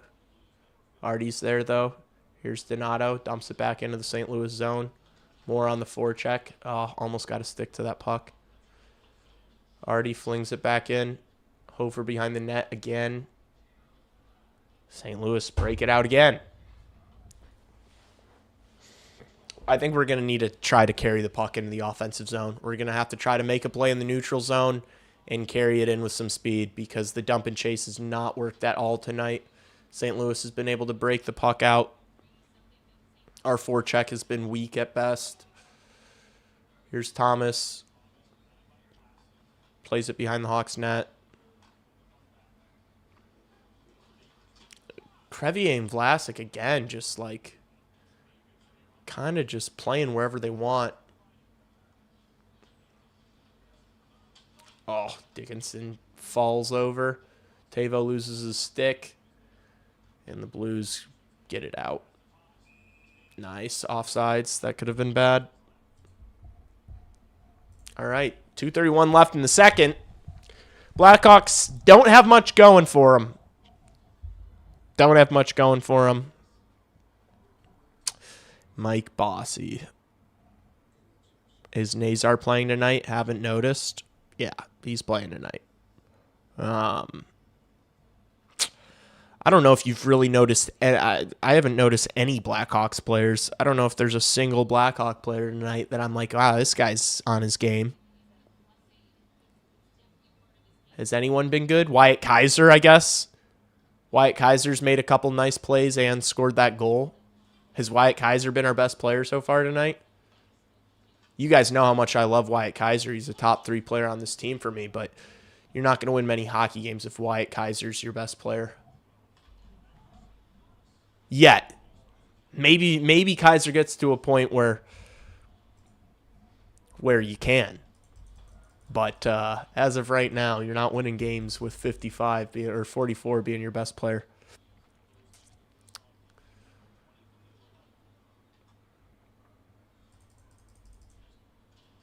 All right, stretch pass. Here's Bedard into the zone. Oh, got the puck poked away from him right when he was trying to shoot. Nice keep from Crevier. He sends a muffin into the corner. Grzelcyk plays it around, looking for Bertuzzi behind the net. Burakovsky comes in to help. Burakovsky gets shoved off the puck by Parayko. Bertuzzi tries to make a diving play to keep it alive, but St. Louis gets it out.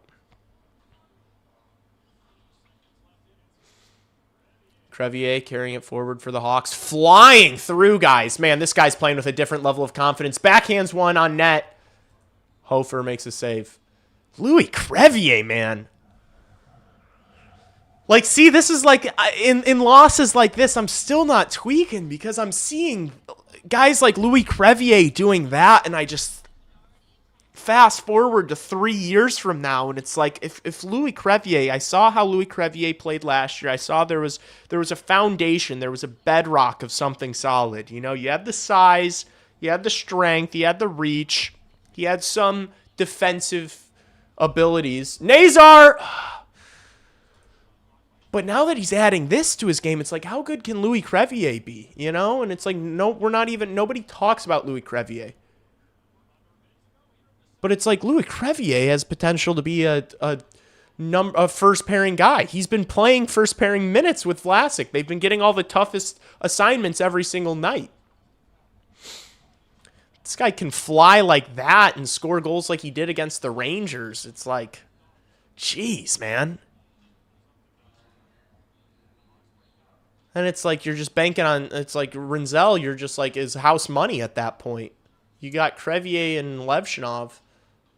You don't even need Rinzel to be elite. Vlasic from the point.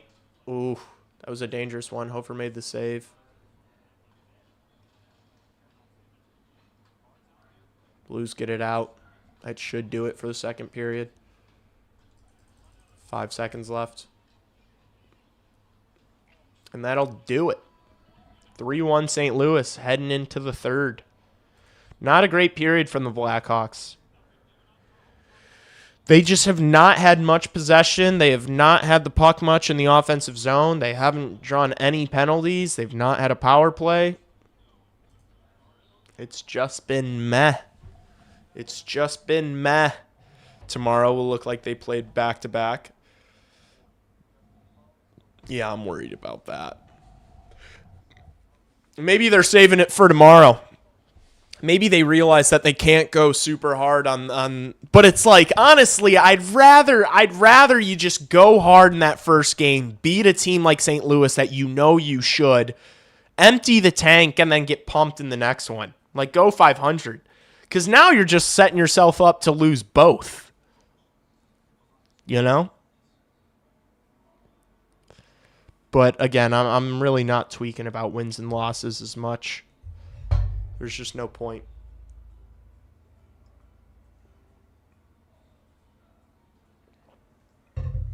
It actually just doesn't make sense to tweak about wins and losses.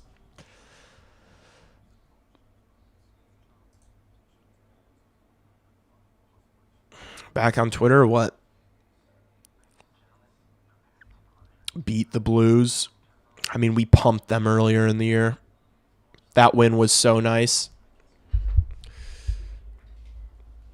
Skinner for Jari. Look at this. Look at this banger. Skinner for Jari. Empty the tank. Best game of the year. Got to be a 3-0 comeback against the Ducks. What about the one in St. Louis? What about their last game in St. Louis on national television when they beat them 8-3? That one was pretty damn fun. That was a fun game. And we got the Bedard Nazar duo interview after the game. What does Tavo even do for this team? His playmaking is invisible. He's on the third line, man.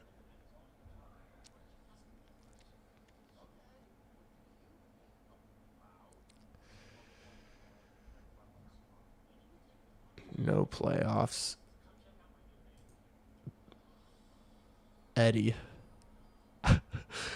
Wait. Since we signed Eddie, Hughes traded, Miller traded, Tocchet left, no playoffs, last in the league. Biggest cancer of all time.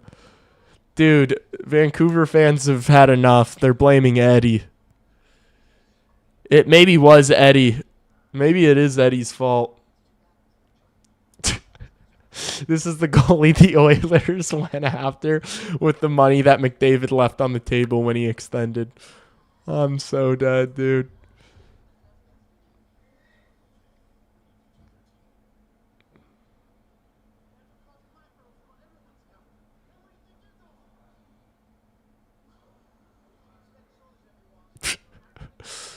These Blue fans suck. Their team is up 2 points and they aren't even cheering here.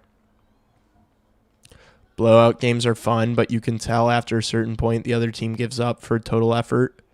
Good players can drive third line too. He is not doing that. No, I guess my question for you is, what are you expecting from Teuvo Teravainen on the third? Like, he's on a line with Ilya Mikheyev and Jason Dickinson, a shutdown role. They're going out there every single time there's a defensive draw. I don't know what you're like. I understand that you're frustrated. I don't know if I just think your frustration might be a little misguided. I don't know why, like what Teuvo's doing that's upsetting you so much. What does that say?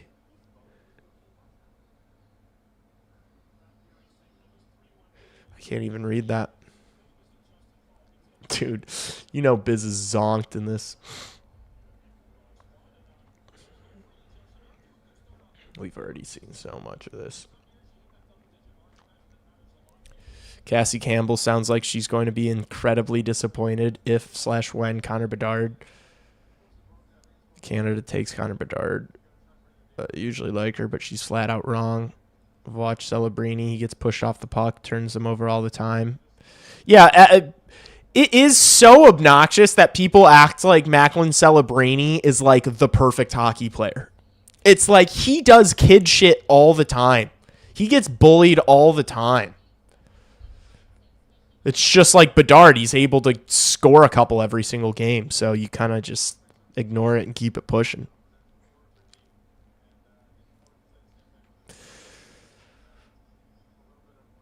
Yeah, this is, speaking of Teuvo, here he is.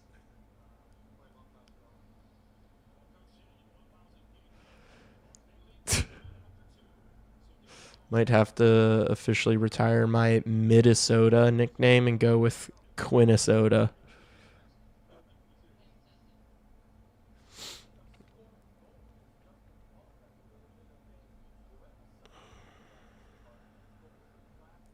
Oh my gosh, the Hogs are playing right now. Lardy assisted by Slags and Rinzel. Let's go. Power play expires. Lardis in the slot. Fires. Damn. Nick Lardis is so fucking good.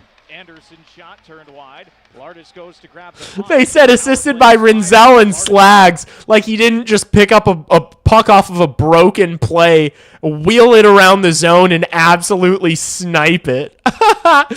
Dude, I do love that the Hogs are trying to plug Rinzel so much.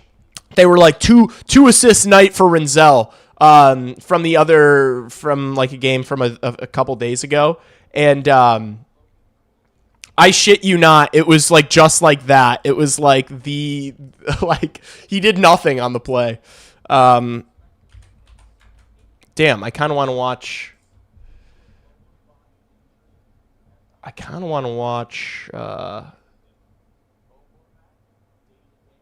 Hogs highlights now. I guess I should just go back on Twitter and see if there's more highlights from the game right now.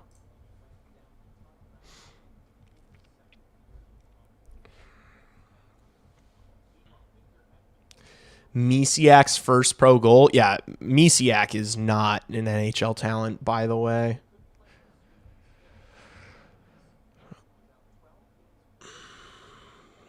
We heart Bubble Brett. Okay. No way we're calling him Bubble Brett. Brett Seney. Talented youngster, Brett Seney. Might have to make his way to the big club. He is such a small little guy. If Seney was my size, he'd be an NHLer, by the way. Dude, this goal was so sweet. Anderson shot turned wide. Lardis goes to grab the puck. What happens when I full screen this? Do you guys, what happens to the stream? How on earth do you stop that? It'll be I'm watching. I want to see what happens. Bounced it in front. Anderson shot turned wide. Lardis goes to grab the puck. Oh, it just looks really weird from your guys' end. Gotcha. Well, I'm going to watch this for myself. Oh my gosh, dude. That Lardis goal is so gross. 6'2" rangy. Yeah. Yeah, if he was 6'2" and rangy like me. All right, it might be time. It might be time.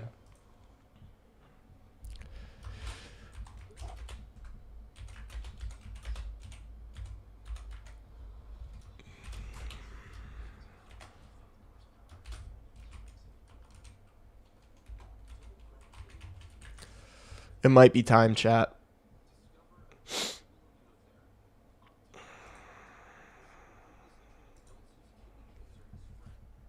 Captain Brett. Damn, that Lardis goal is so sweet.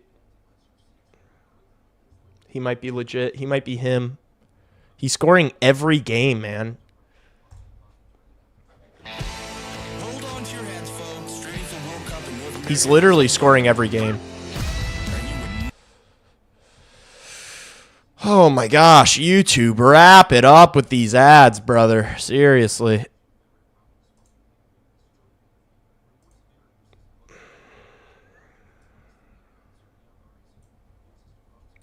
Wait, I should adjust this for you guys so that you guys can see the full screen.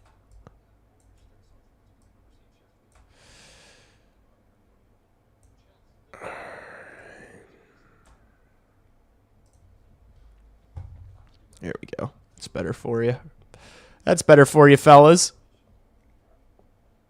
We're ready. All right. Yeah, I think it might be time for Lardy, for a Lardy party. This was actually a really nice goal from Landon Slaggert. He makes the play in his own end and carries it all the way. Wait, let me move my fucking mouse out of the way. Look at that. Just strong play on the 2-on-1. Toe drag around the defenseman. Nice goal. Nice goal from Landon Slaggert. I'm gonna need to see him do more of that stuff to convince me that he is an NHL player. Just because he's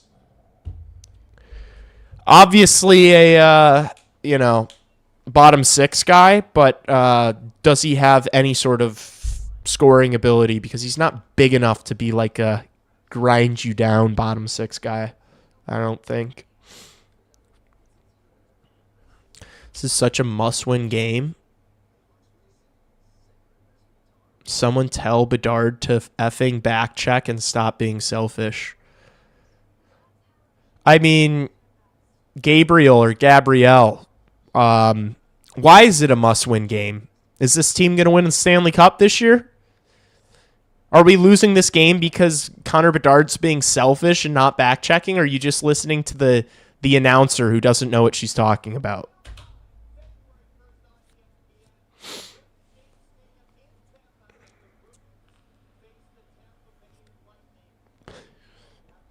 Where's the Lardis goal? I think he scored, right? Yeah, he scores every game. He scores every game, chat. Watch him. He's in his office. Boom. That shot is so nasty. Put him on the power play. Like, have him bring him up and just let him play on the power play. Please, I need it. I need it more than I need air. Look at this angle. This goalie knows exactly what they're doing, too. Like, watch how quick he's getting across to that side. It just doesn't matter. Do you see how fucking quick this is? Oh, my goodness. It's so gross. It's so elite. He's not going to make it in the NHL. My ass. I'm sorry. I have to go back and watch that again. There's not many people who can shoot the puck like this. That's not a normal thing. That's not something that every team has. A guy that can shoot the puck like that. How does this one end? What the fuck just happened? Oh, I accidentally restarted the whole thing. All right. Whoopsies. Whoopsies. Holy shit, how many times do I have to keep rewinding? Oh yeah, it was Cini to Korchinski. Korch goal.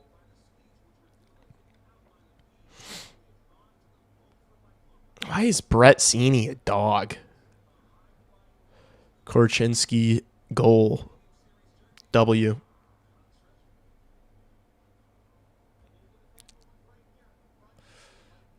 I just want the Hawks to make the playoffs. F missing playoffs again. Do you know? Are you familiar with what the chances were heading into this year for the Blackhawks to make the playoffs? I'm just wondering. I'm not trying to be, the Chicago Blackhawks had they were plus 5,000 to make the playoffs before the season started. The Chicago Blackhawks were supposed to be a lottery team again this year. So I don't know how long you've watched this team, but they weren't supposed to make the playoffs this year. So maybe temper the expectations a little bit.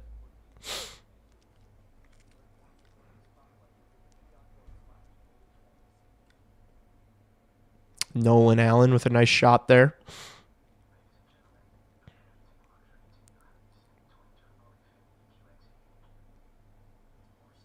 %. Thoughts on the 2026 Stadium Series jerseys? They didn't really move me. Not plus 5,000, dude. I'm pretty sure it was something nuts like that. It was plus a couple thousand at least. This is probably something we can Google. I'm gonna take this off for a second.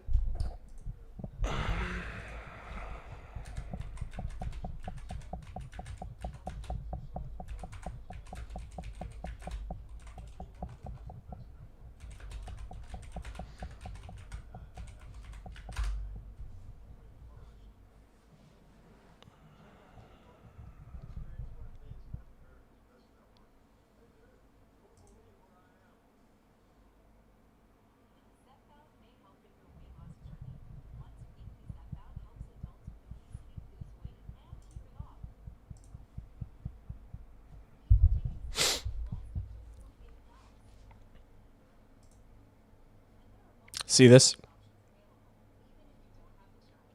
Plus 40,000. Oh, maybe that was to win the cup.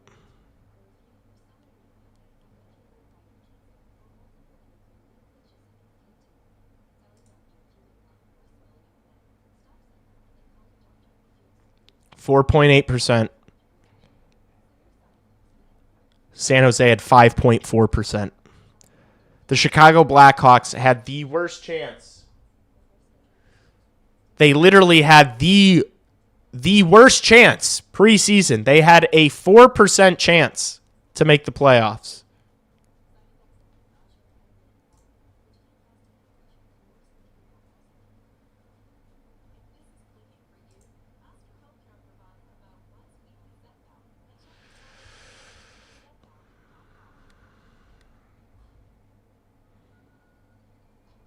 It was plus 50,000.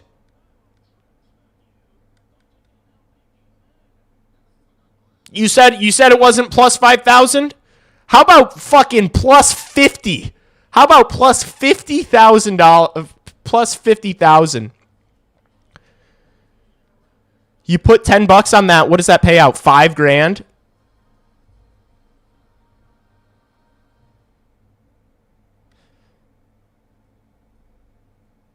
They don't seem any. It's year 3 of the Connor Bedard era in Chicago, and the bad news is that the Blackhawks don't seem any closer now than they did on his draft night. Huh? That doesn't sound very good. That's your synopsis for this group heading into the year? Wow, they're 30 games in. They must be on the bottom. Chat, they were nowhere closer than the night they drafted them. They must be really far. They must be really far in the standings right now. I wonder how far they are out of a wild card spot. Oh shit, 1 point out of a wild card spot with 2 games in hand on the team in there. Wow. This is what I'm saying when I do not get upset over a single individual performance. You can't rattle me. You can't make me negative on this team. How could I possibly be negative about this team? How could anybody in their right mind who's been following this team for several years, how could anybody be upset? Cassie made those odds. Guys, those were the odds. Before the year started, before we saw how good Connor Bedard was and how good Spencer Knight was to start the season, nobody would have thought they had any. I mean, it was nonsensical. I was being told I was crazy because I made a prediction video saying that I thought the Blackhawks were going to get 76 points this year. And people were telling me that was a stretch. Don't be hindsight heralds and be like, it's not that crazy. Like, those odds were insane. No, what the Blackhawks have done this year has been insane. The massive jump that the Blackhawks have taken this season is unbelievable.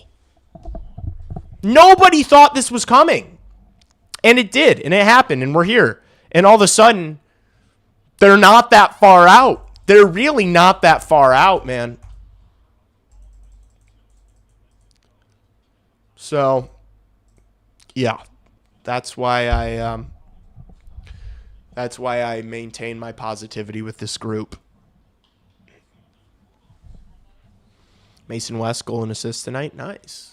Let's go. Shout out to the Fargo Force.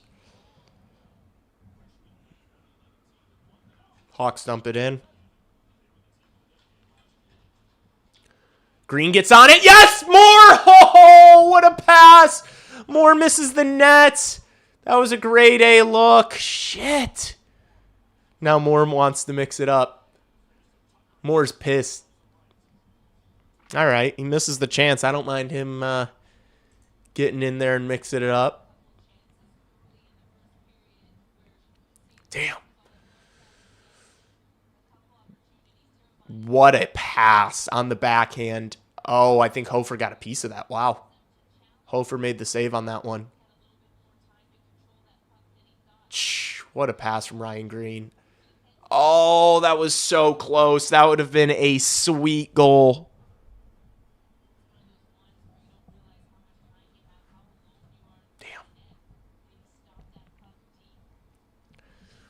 Rare offensive zone draw for our third line. Kaiser tries to play it along the boards. Hofer kind of misplays it. Here's Mikheyev. Looks for Teravainen. Pass was never getting there.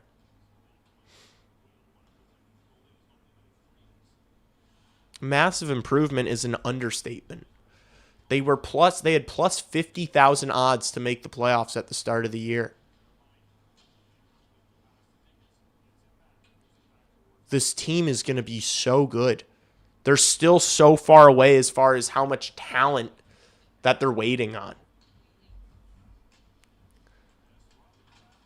Like, if we were at the bottom of the league right now, it still wouldn't be like, oh, we need to be freaking out. Because it's like, yeah, we're not even close to the finished product that's being built. 2-on-1 for the Blues here. Jeez. Oh, and Nazar trips on a skate. And Knight makes a save. Thank you, Mr. Knight. Thank you. Picture Lardis on the other end of that green dish. Yeah, man. It's a crazy thought. Or Frundell, dude. Or Frundell. Like, and that's your third line, you know? Like, you're going to have depth scores? Because that's really what... I was listening to Jeff Merrick today talk about it. It's like... To win the Stanley Cup, now it's really come down to the third line. It's like, that's what it's about. It's like everybody has an elite top six. You know, everyone's got a ton of talent in the top six. The teams that are winning Stanley Cups now have a legit loaded third line. That's what the Hawks are clearly on pace for. That's what they're on track for. That's what is being built, is 3 lines loaded with offensive talent. So forgive me for not worrying about a road trip where you get pumped in back-to-back games. I could not care less. It means nothing. It literally means nothing. It actually means less than, it actually is like good. Like some of these lumps that they've taken this year, some of these struggles, it's genuinely good that they're going through it, because then once they're actually a contender in like 2 years, you don't have to, they already ate shit, they already paid their dues. They already took the lumps. They already learned the hard way. Guys, we're going to win. This group is going to win Stanley Cups. Do not worry about what happens this season. Genuinely. I mean, root for them, support them, go to the games, get upset. That's okay. But don't actually let it deter you from the fact that this team's going to be amazing for a really long time. And I'm not just saying, I'm not just spewing shit. That's real.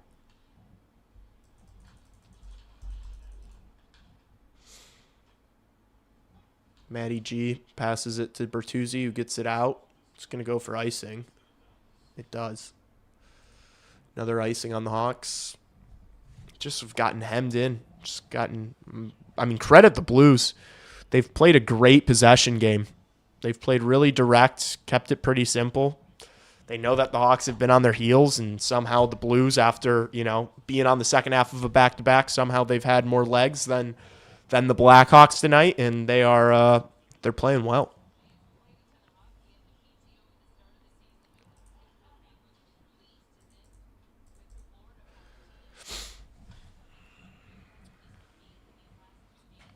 Lee needs a prediction board so people can understand how often he's right. Well, not with my bets tonight. I'm staring down the fucking barrel of 0-3 on the bets tonight. So unfortunately, I'm not that great with the predictions. But long-term stuff, yeah, I'm not going to be wrong about this shit. Oh, no. That bounce off the back wall ended up just popping out in the crease. Hawks get it out. Here's Donato.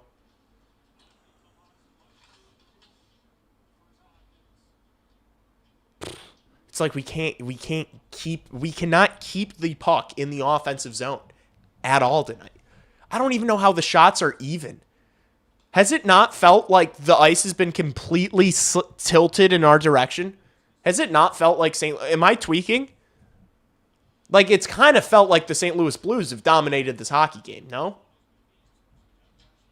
Or am I being negative now? This game has not felt really remotely close. I would love to know possession stats.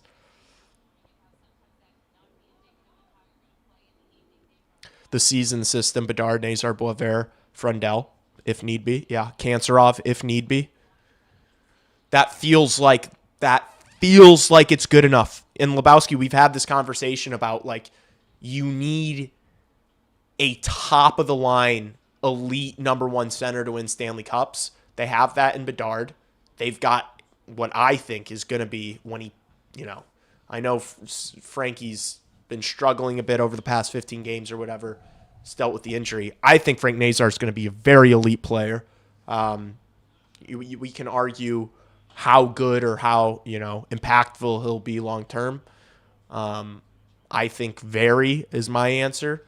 And so I feel really good about that 1-2 punch, even the lack of size. I think that the league is going in the direction of speed and skill over, size and physicality.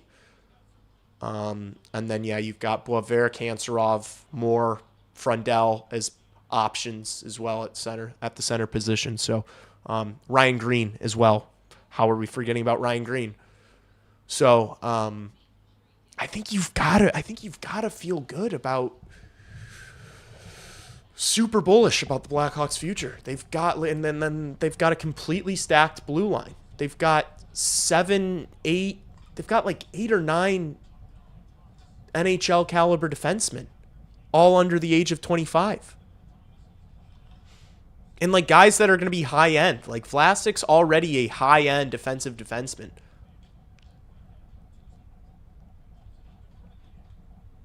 Need someone like Slafkovsky. Anton Frindell is going to be their power forward. He's going to be a winger. They got Mason, and they just only drafted, the only guys they drafted in this past draft was just size. They didn't draft a guy, their first like 4 picks, they didn't draft a single guy under 6'4". They took Nestrasil, who is, if you haven't seen my tape review on Nestrasil, you should go watch that. Nestrasil is going to be an automatic,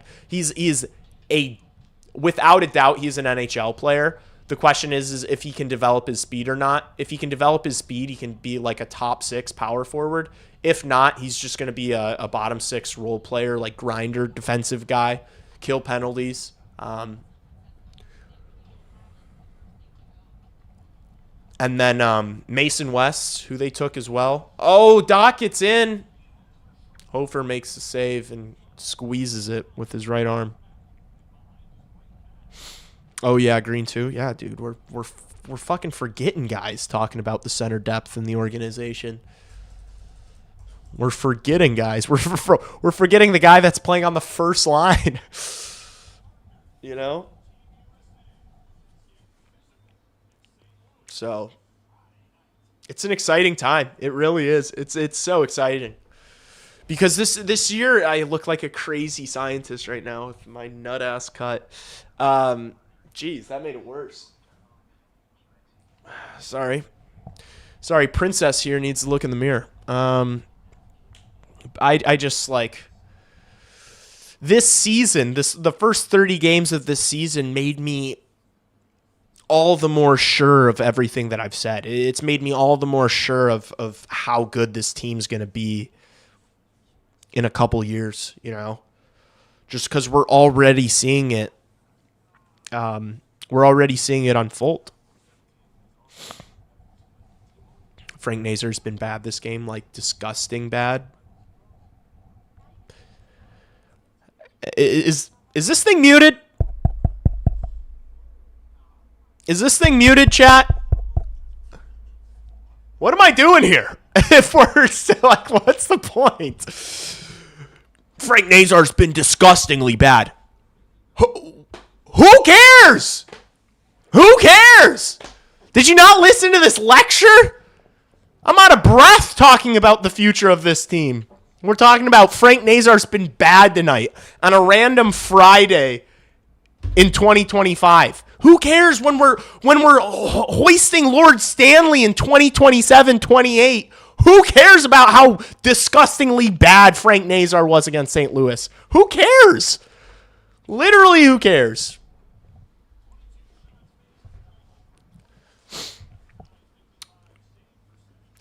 Like what? Chat. Hello? Do I need to scream? Am I not louder? Am I not loud enough? People always tell me that I don't shout loud enough on this channel and that my mic doesn't pick it up. I get that feedback a lot, actually.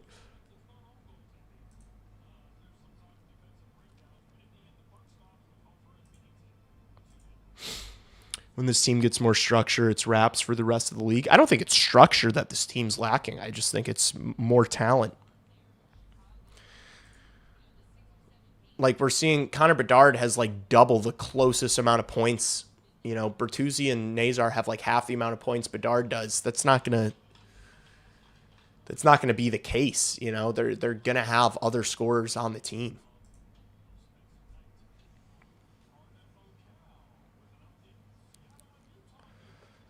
Did a Nick Fuentes? Oh, jeez. That's not who I'm trying to be like. I actually did watch that Piers Morgan interview, though.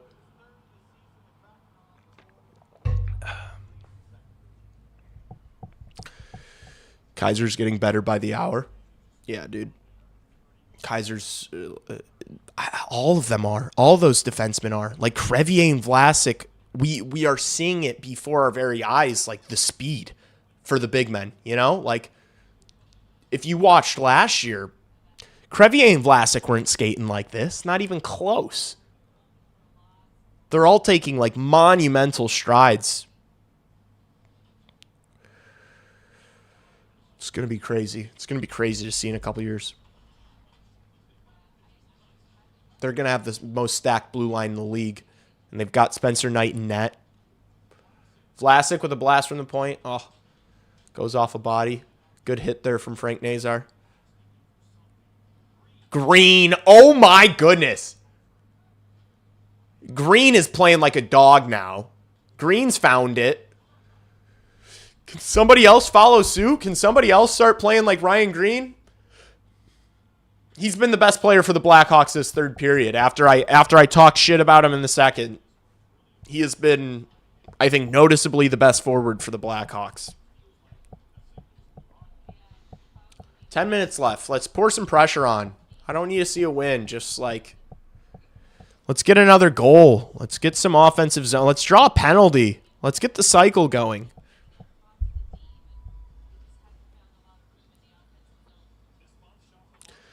Just think if Hyman played for Hawks with Connor.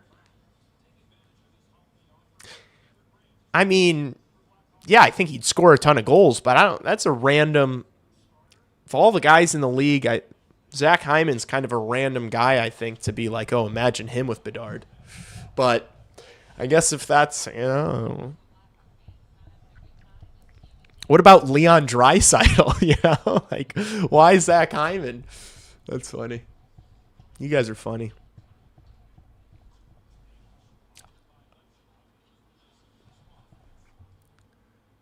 Buchnevich makes a nice pass. Oh, what a move. Holy shit. Thank God Tyler Bertuzzi just ran him.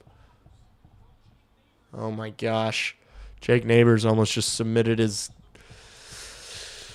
submission for goal of the season right there. Jeepers. Just deked Spencer Knight out of his shorts.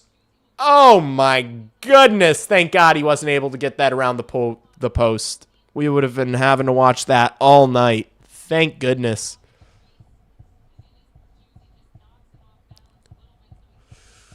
Imagine Kyle Connor with Bedard. See, that one makes a little bit more sense to me.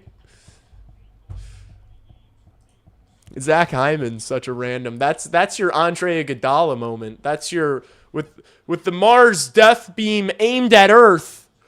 Fate of the universe on the line. Give me Zach Hyman. That was your Iguodala. That was your Max Kellerman moment right there, brother. Bro said Zach Hyman. I don't know why that's so funny to me. Oh my gosh. Zach Hyman's a good player who would play really well with Connor Bedard. It's just so funny to me. Oh my gosh. All right. It's not that funny. Lock in. Blues carrying this puck out. Oh, wow. That one just destroyed the post. Imagine Wayne Gretzky with Bedard. Okay. Now we're just saying shit.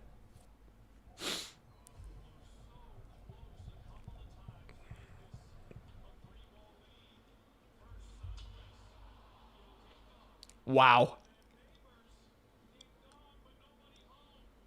Yeah, I mean, the Blackhawks don't deserve to win this game by any stretch. I don't know. You guys think they're going to make it close here? You think they're going to make it close? Down 2, 9:15 left.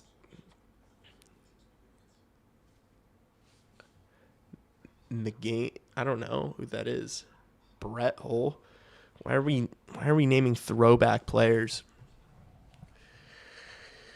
Oh my gosh, I have to go to the bathroom so bad.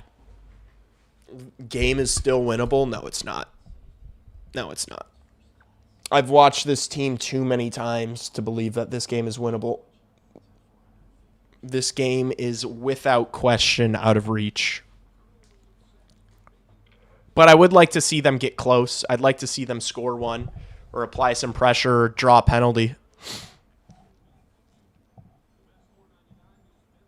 I'm hoping for at least one more. Yeah. Yeah, me too. Just get one more. Make it look a little better. Oh, I'm just thinking about the post game. No one's watching this shit. I've basically been doing a post game on here for the past fucking 30 minutes. I might actually not record a post game and just clip out that rant that I did about the future of this team from like 15 minutes ago and just upload that, repackage that. I'm actually going to do that.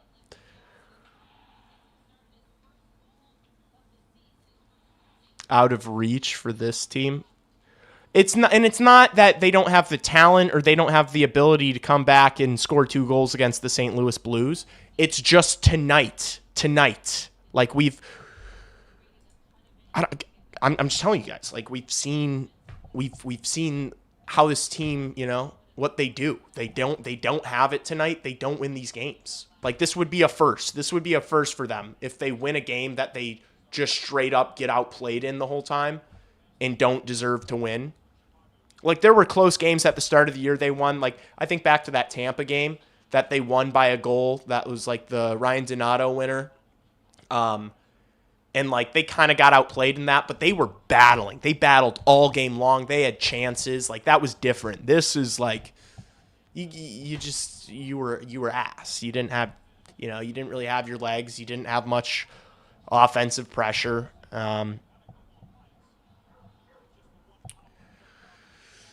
They don't win this game. They have not won a game like this all year where they've been the worst team and then found a way to win. They haven't won any of those. There's Bedard, though. His pass gets deflected. Oh, Burakovsky ended up still getting a pretty good look there. Thomas gets the puck off of him and carries it forward. Knight plays it, smacks it behind his own net. Levshinov makes a nice backhand feed. Bedard carries it into the St. Louis zone.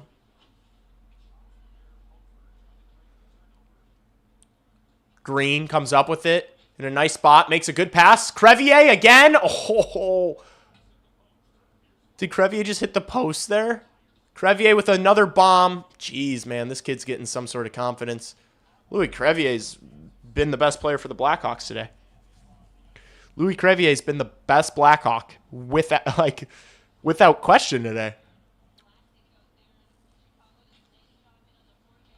Oh my gosh, he dinged the post. That was a rip. What a shot. What a shot. He's not even a stay-at-home, or am I supposed to be calling Louis Crevier a stay-at-home defenseman still? Have you guys seen this guy's offensive package? Have you seen his backhand? Have you seen his wrist shot?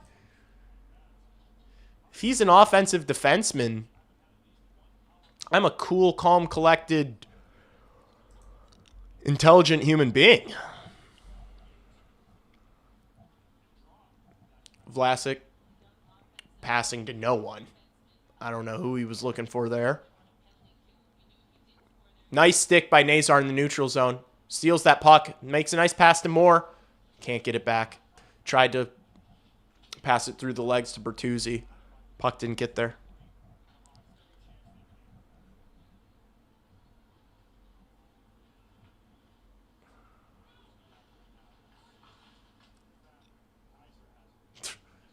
Nice hit from Nazar there.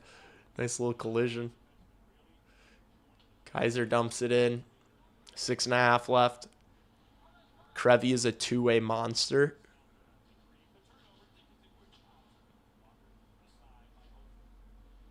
Krevy is a two-way monster. That's what we're going to start calling him, Lebowski. Two-way monster, Louis Crevier. He really is a two-way defenseman. That's crazy. I glazed him so much last year, but if you told me I would be saying that this year, I'd be like, all right, chill out. We're not going to be calling him a two-way monster. That's pretty special that's what we're doing. Patrick Kane will cook Soderblom. Are you hoping it happens? Future Norris candidate? All right. Maybe, Chin. Maybe that might be a little much, but I'm not going to say. That's like the Logan Paul. I'm not saying this kid isn't MLK.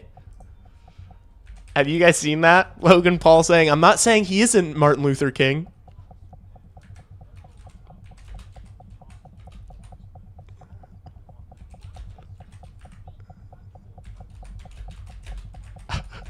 I have to pull this up now.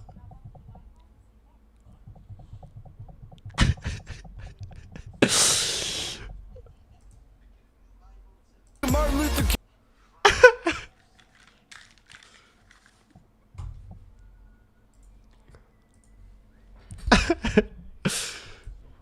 Anything. You can go and start a movement. Look at Martin Luther King. No, I'm not saying that this little dude is Martin Luther King, but I'm not saying that he's not. It's not a sure thing.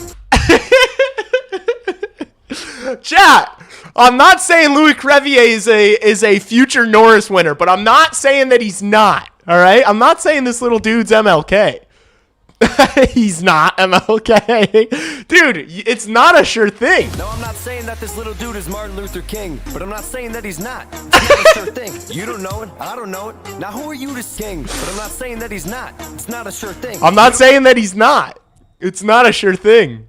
Chat, I'm not saying Louis Crevier's winning Norris trophies. I'm not saying that, but I'm not saying that he's not. It's not a sure thing. Oh, thank you, Logan. We are a part of the Low Gang. Shout out to the Low Gangsters. Oh my gosh, I'm not saying that he's Martin Luther King. But I'm not saying that he's not. It's not a sure thing. He's getting better by the minute. Dude, did you guys, I bet some of you young guys in chat, I bet the young folks in chat have not even seen that. That was from so long ago. Oh, yes! They score! Boom! Bedard to Burakovsky. 2-point night for Bedard. Even on a stinker, even on a night they don't have anything, he finds a way. This shit ain't playing, is it? Let's go! Was that off of a St. Louis timeout, too? Or was that our timeout? It's not the way St. Louis drew it up.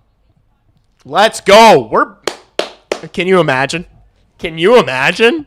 Chat, we got our goal. Now, chat, we all said we'd be happy with one more goal. We all said it, all right? Can we all agree? We all said that. Now we're playing with house money. Now we don't deserve this game. We shouldn't win this game. We haven't won any of these all year. Now we're in a position to tie this thing up when we shouldn't be. We're playing with house money. Let's just sit back and enjoy it. Let's see if they can pull it off. Let's see if they can surprise us again. All right? This Blackhawks team has been surprising us all year. Let's see if they can do it one more time.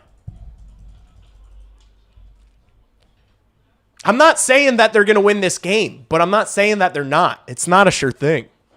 All right, here's Bedard again. Oh, I thought he was going to do some spinorama bullshit there. Right back out there with the first line. Here's Burakovsky. Gets kind of muscled off the puck. St. Louis going to break it out. Parayko carrying. Dumps it into the Hawks zone. Is there a scrap? Oh my gosh, we got a fight by the benches involving Andre Burakovsky, Robert Thomas, Connor Bedard. Hey, get your hands off 98. Hands off, chat. Hands off. Makar's Lou Crevier. Okay, so it was Neighbors and Bedard initially? What happened? You're a fucking idiot, Bedard just said. I'm a level 10 lip reader, by the way. He just told Jake Neighbors that he's a fucking idiot. Damn, why is he going after Bedsy? Oh, no. They gave them both 2 minutes. That's a win for Neighbors and the Blues. Not exactly. Ooh, Neighbors or Connor Bedard. Not exactly equal That's a win for St. Louis. Blackhawks best players in the box for the next 2 minutes out of 5 left. I think Monsi's probably pretty happy about it. I didn't even see the start of it. Did you guys, like, they kind of showed the start of it, but I wasn't looking at the play. It was, like, so far in the corner. I want to see, like, what happened there. Bedard is just spilling all over himself. This is some, like, that was like a scene from Heated Rivals, which, by the way, I started watching that show, Heated Rivalry. The gay porn show with a little bit of hockey in it. That was intense. That was a lot. I watched like the first episode or most of the first episode. They I don't remember that being like all right, here's Nazar. 4-on-4. Maybe this favors us because we got the speed advantage. Louis Crevier's shot gets deflected out of play. How many shots on goal does Louis Crevier have tonight?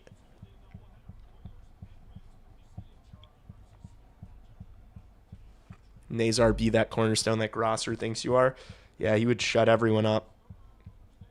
He would shut everyone up with a big goal. That would be nice. That would be nice if he could score one right here. While his boy's in the box, he steps up big. That is gonna be the type of shit we're gonna be needing to see from him if he is gonna be that 2C. Lee, are they gay AF? I mean, yeah. Like, it's like there's like 4 sex scenes that I've seen, and I'm like 30 minutes in or 40 minutes into the show. But it's pretty like it's like entertaining. Like, you can't take your eyes away. Pause. All right. Green into the zone. St. Louis gets possession of the puck. Parayko waits it out. Now he's going to carry forward. Green back checking. Parayko into the zone. Oh, just kind of threw one at night there. Green hoists this up, which is a smart play. Donato gets on it. Oh, ends up getting a lot on that shot. Hofer made the save.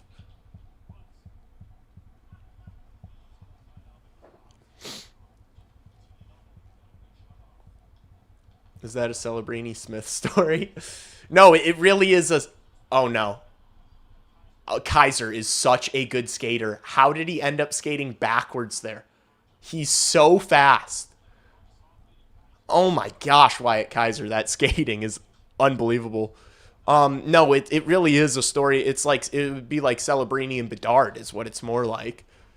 That's literally what it is. It's like these guys are supposed to be pitted up against each other. They're like, you know, first and second overall picks. And then they end up kissing each other on the mouths. Which, you know, would be crazy to see Bedard and Celebrini do. All right, let's see if we're gonna pull Nider here in a sec. Hawks get possession. Top dog's out for the Hawks. Levshinov with the stretch pass to Nazar. Tries to make a play along the blue line. Probably should have just given that to Bedard. Oh no, and the Blues are all alone on breakaway. They hit the post. Holloway. That would have been the game. Parayko, shot from the point. Oh. Nice. Kaiser gets on the puck. Just settle it down. Slow it down, yeah. Circle back. Thank you. Now none of these guys have their legs, though, so they're all getting off. Bedard's going to stay out there. He dumps it in. Yeah, this ain't going to work now. This ain't... Yeah, that was terrible. Oh, wow. St. Louis kind of fucked that up. Do the Blackhawks... Did the Blackhawks already use their timeout or no? No penalty there? Bertuzzi just got tripped. Nice. Doc wins it. Shit! They turned the puck over. That'll be it. No, it's not. Levshinov saves it. Dude, if St. Louis blows this, chat. Hofer plays it behind his net. Gosh. They've just not been able... Oh, my God, Lev. Oh, my gosh, what a hit. They have just not been able to possess the puck at all tonight. All right, they got a minute left. Top unit's back out there. Oh, they just have to try to dump it in. Bedard gets on it. Makes a nice pass. Fucking Grizzlick. Just rolls right over his stick. Nazar dumps it. Hofer makes a pass. St. Louis hoists it again. Surely they get the empty netter now. They didn't score again. Oh, that's too funny. Teravainen into the zone. He gets hooked there. Doesn't get called. St. Louis clears it the length. No icing. 20 seconds. Got to rush. I mean, just try to skate it in. You might as well just try to have a solo effort. Why are we still dumping the puck? You might as well just take a shot. 8 seconds left. They get it out. Will it go? Will it go all the way for a goal? No. Icing. Put a second on. Put another second on. Put another second on the board. We had like 1.9. Blues are so ass, bro. I can't believe they just weren't able to show up for this game. They had their legs. They pipe this team, man.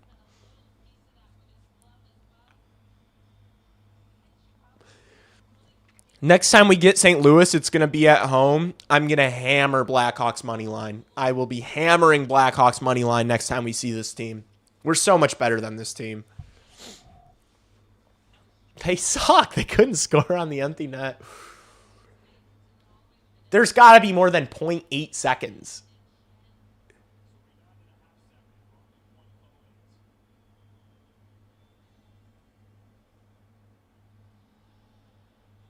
Turn the machines back on. Trade Grizz. I mean, Grizz might. I don't know. He was on waivers. I'd wonder if a team would want him. There's a team that like needs offense. An offensive defenseman. I mean, he's played really well this year for the Hawks, so. All right. We'll watch this. Blues chopped in Unk. W stream. Thank you, Rager. Why wouldn't the Hawks have legs? They didn't play yesterday. Beats the piss out of me, but this was one of those performances. This was, like it's so clear when this team has it versus when they don't have it. Oh, Bertuzzi actually got a shot off. That was pretty sick. Bedard got hit up high. No fucking way. He's holding his shoulder. Fuck off. Fuck off. All that for nothing.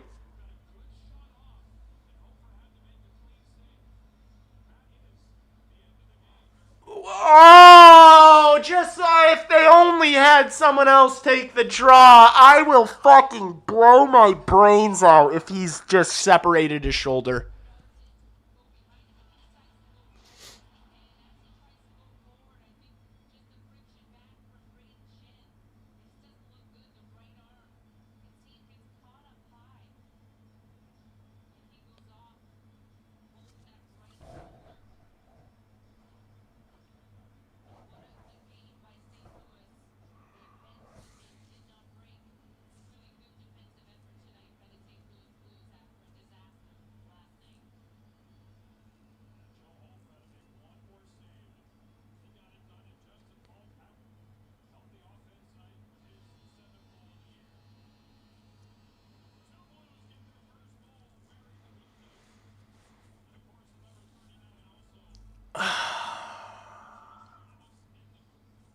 Well,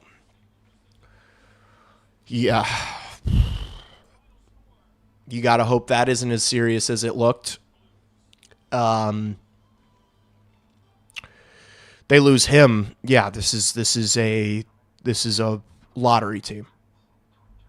This is a lottery team. Now I won't be getting upset at people on Twitter talking about Gavin McKenna, talking about bottom 3 to 5 team in the league. If they lose him for any sustained amount of time, yeah, this the year is basically wrapped. You really hope, not just for our sake, but for his sake too. You know he wants to make Team Canada. You know he probably should. If he's out, it's like, how long does it jeopardize that? I feel like I just watched a family member get shot. That's how I feel right now. Jeez, dude. That just ruined my night. I would have rather lost 10-0 and had a bunch of people talking shit all night. That is the worst outcome. That was the worst game of the year by far, just because of that moment. Damn. What happened? Bedard took a draw with 0.8 seconds left, got the puck to Bertuzzi, but clearly hurt his shoulder and left the ice very concerningly at the end of the game. For nothing. And no, you can't be upset at Blashill or why would they send him out there? I mean, there's still time left. You're going to try to win. You're going to have your best player take the draw. It's not surprise. You can't get upset. It's just such a bummer.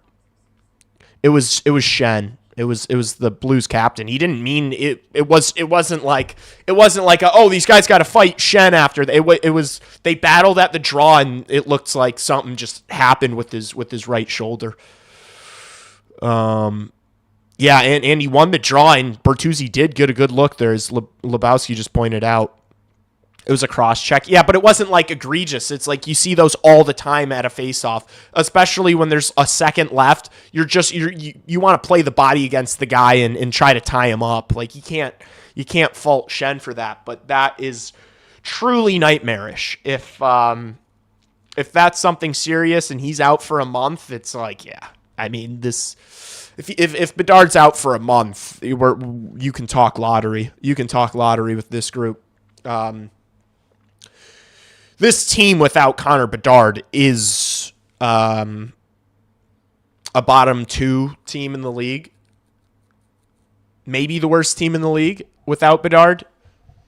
Bottom 3 probably. So, we're just going to have to keep an eye on some of the beat writers, some of the people close to the organization. We're going to have to hear what Jeff Blashill says after the game.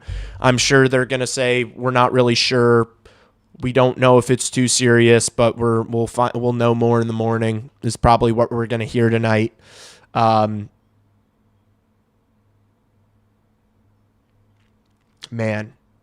that just seriously ruined my night. That. It sucks. Nick Lardis time. It might be Nick Lardis time. Looking at the replay, it looks like it's just out of place. Yeah, hopefully it's just pop it back in. Even if he's out for a week or two, you just don't want it to be something that he's going to miss serious time. It's the worst time for that to happen. Oh, I feel so sick for the kid, man. It's even tonight, man, they get outplayed the whole game. It wasn't even his best, but he still finds ways to get a couple of assists, that pass to Burakovsky on that second goal, man. It's even when he plays bad, they score. Even when he plays bad, he contributes. That's just how good he's been. He's been this entire team. He has been this entire team, man. And this Blackhawks team without Connor Bedard is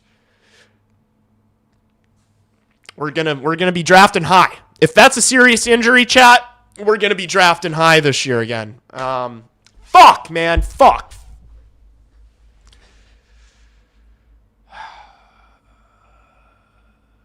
We sure we don't want Bedard on wing? Definitely not. He's a center. He's a dominant center. You want him playing center. He can like use his skill set the best. He has the most room as center. He can roam the most as a center. You know, he can drop deep, pick up the puck.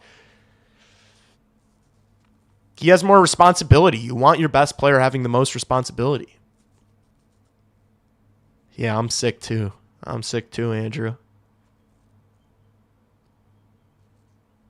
Don't come back until you're 100% healed and completely fine. Yeah, honestly, I'm with you. Lebowski. Like, especially after watching what happened to Nazar, it's like, don't even force. Like, you don't have anything to prove. You owe us nothing. You know, like, you want your best player at that position. Yeah.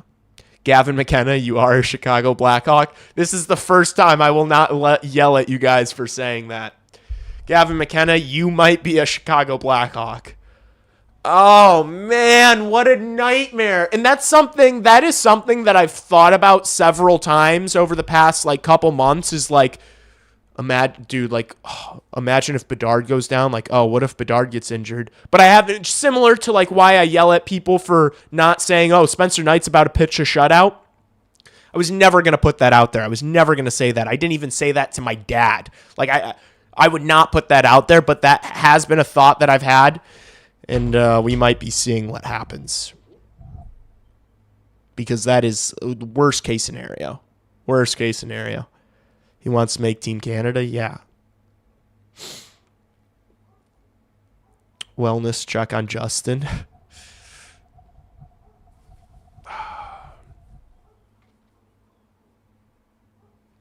All right. What do we do? Should we check Twitter? I mean, we're not going to hear anything yet, right? It's like, do I make a post game? I don't. That just like threw a spanner in the works, or what do the British people say?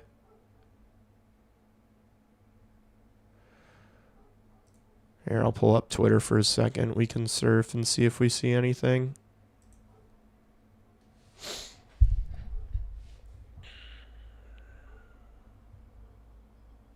Oh, on the bright side, Kim Kardashian is coming to Fortnite.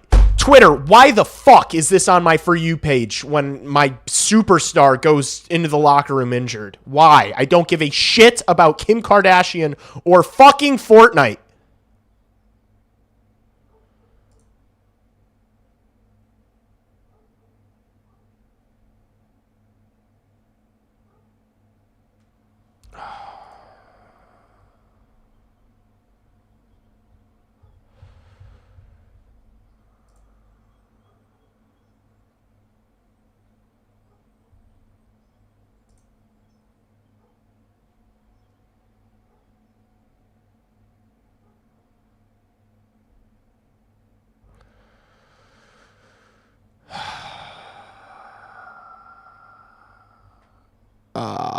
Man. All right. Well.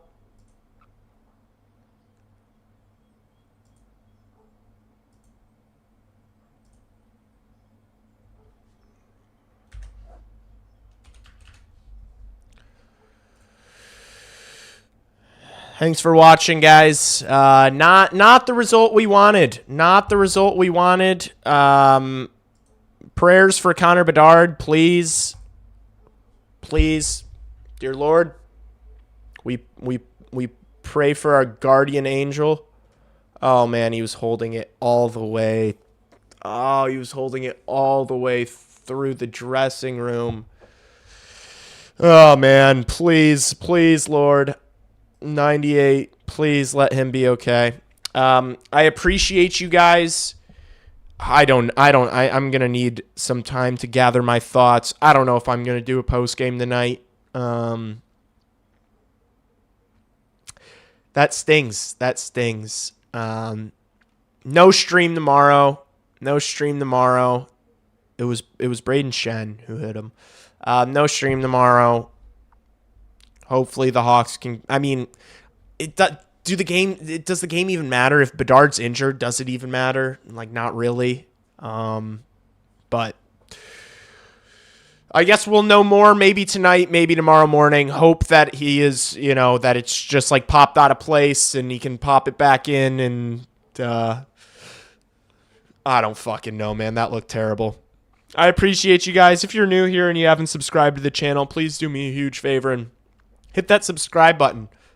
Still climbing, still growing this thing, still on growth mode. So pause. I appreciate you guys. I'll see you later. I'll be active on Twitter. Follow me on Twitter. I'll be active. I'll be letting you guys know what I do.